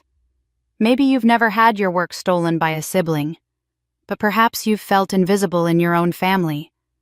Maybe you've never been publicly humiliated at a wedding, but you've experienced that moment when someone you trusted reduced your worth to nothing. Maybe you've never lost your career to caregiving, but you've sacrificed something important and watched others benefit from your loss. Jillian's story resonates because it touches something we've all felt: the pain of being underestimated, dismissed, or erased by people who should have loved us. But here's what I want you to take away from this. Jillian didn't win by becoming like the people who hurt her. She won by refusing to surrender her integrity, even when integrity seemed like the most expensive thing she could afford to keep. She won by choosing truth over convenience, justice over revenge, and ultimately, mercy over hatred. Now, I want to hear from you. Have you ever experienced something similar? Have you had your work stolen, your contributions dismissed, or your worth questioned by family or colleagues? How did you handle it? Did you find your voice, or are you still searching for it? Drop your thoughts in the comments below. Your story matters, and this community is here to support you. If this story moved you, if it made you think about your own journey, or inspired you to reclaim your narrative, please hit that subscribe button and turn on notifications. This channel is dedicated to sharing stories of real people facing real challenges and finding real courage. Stories like Jillian's remind us that we're not alone, that survival is possible, and that sometimes the greatest victory is simply refusing to let others define who we are. Thank you for listening to Jillian's story. Thank you for being part of this community. And remember, you are not what they called you. You are who you choose to become.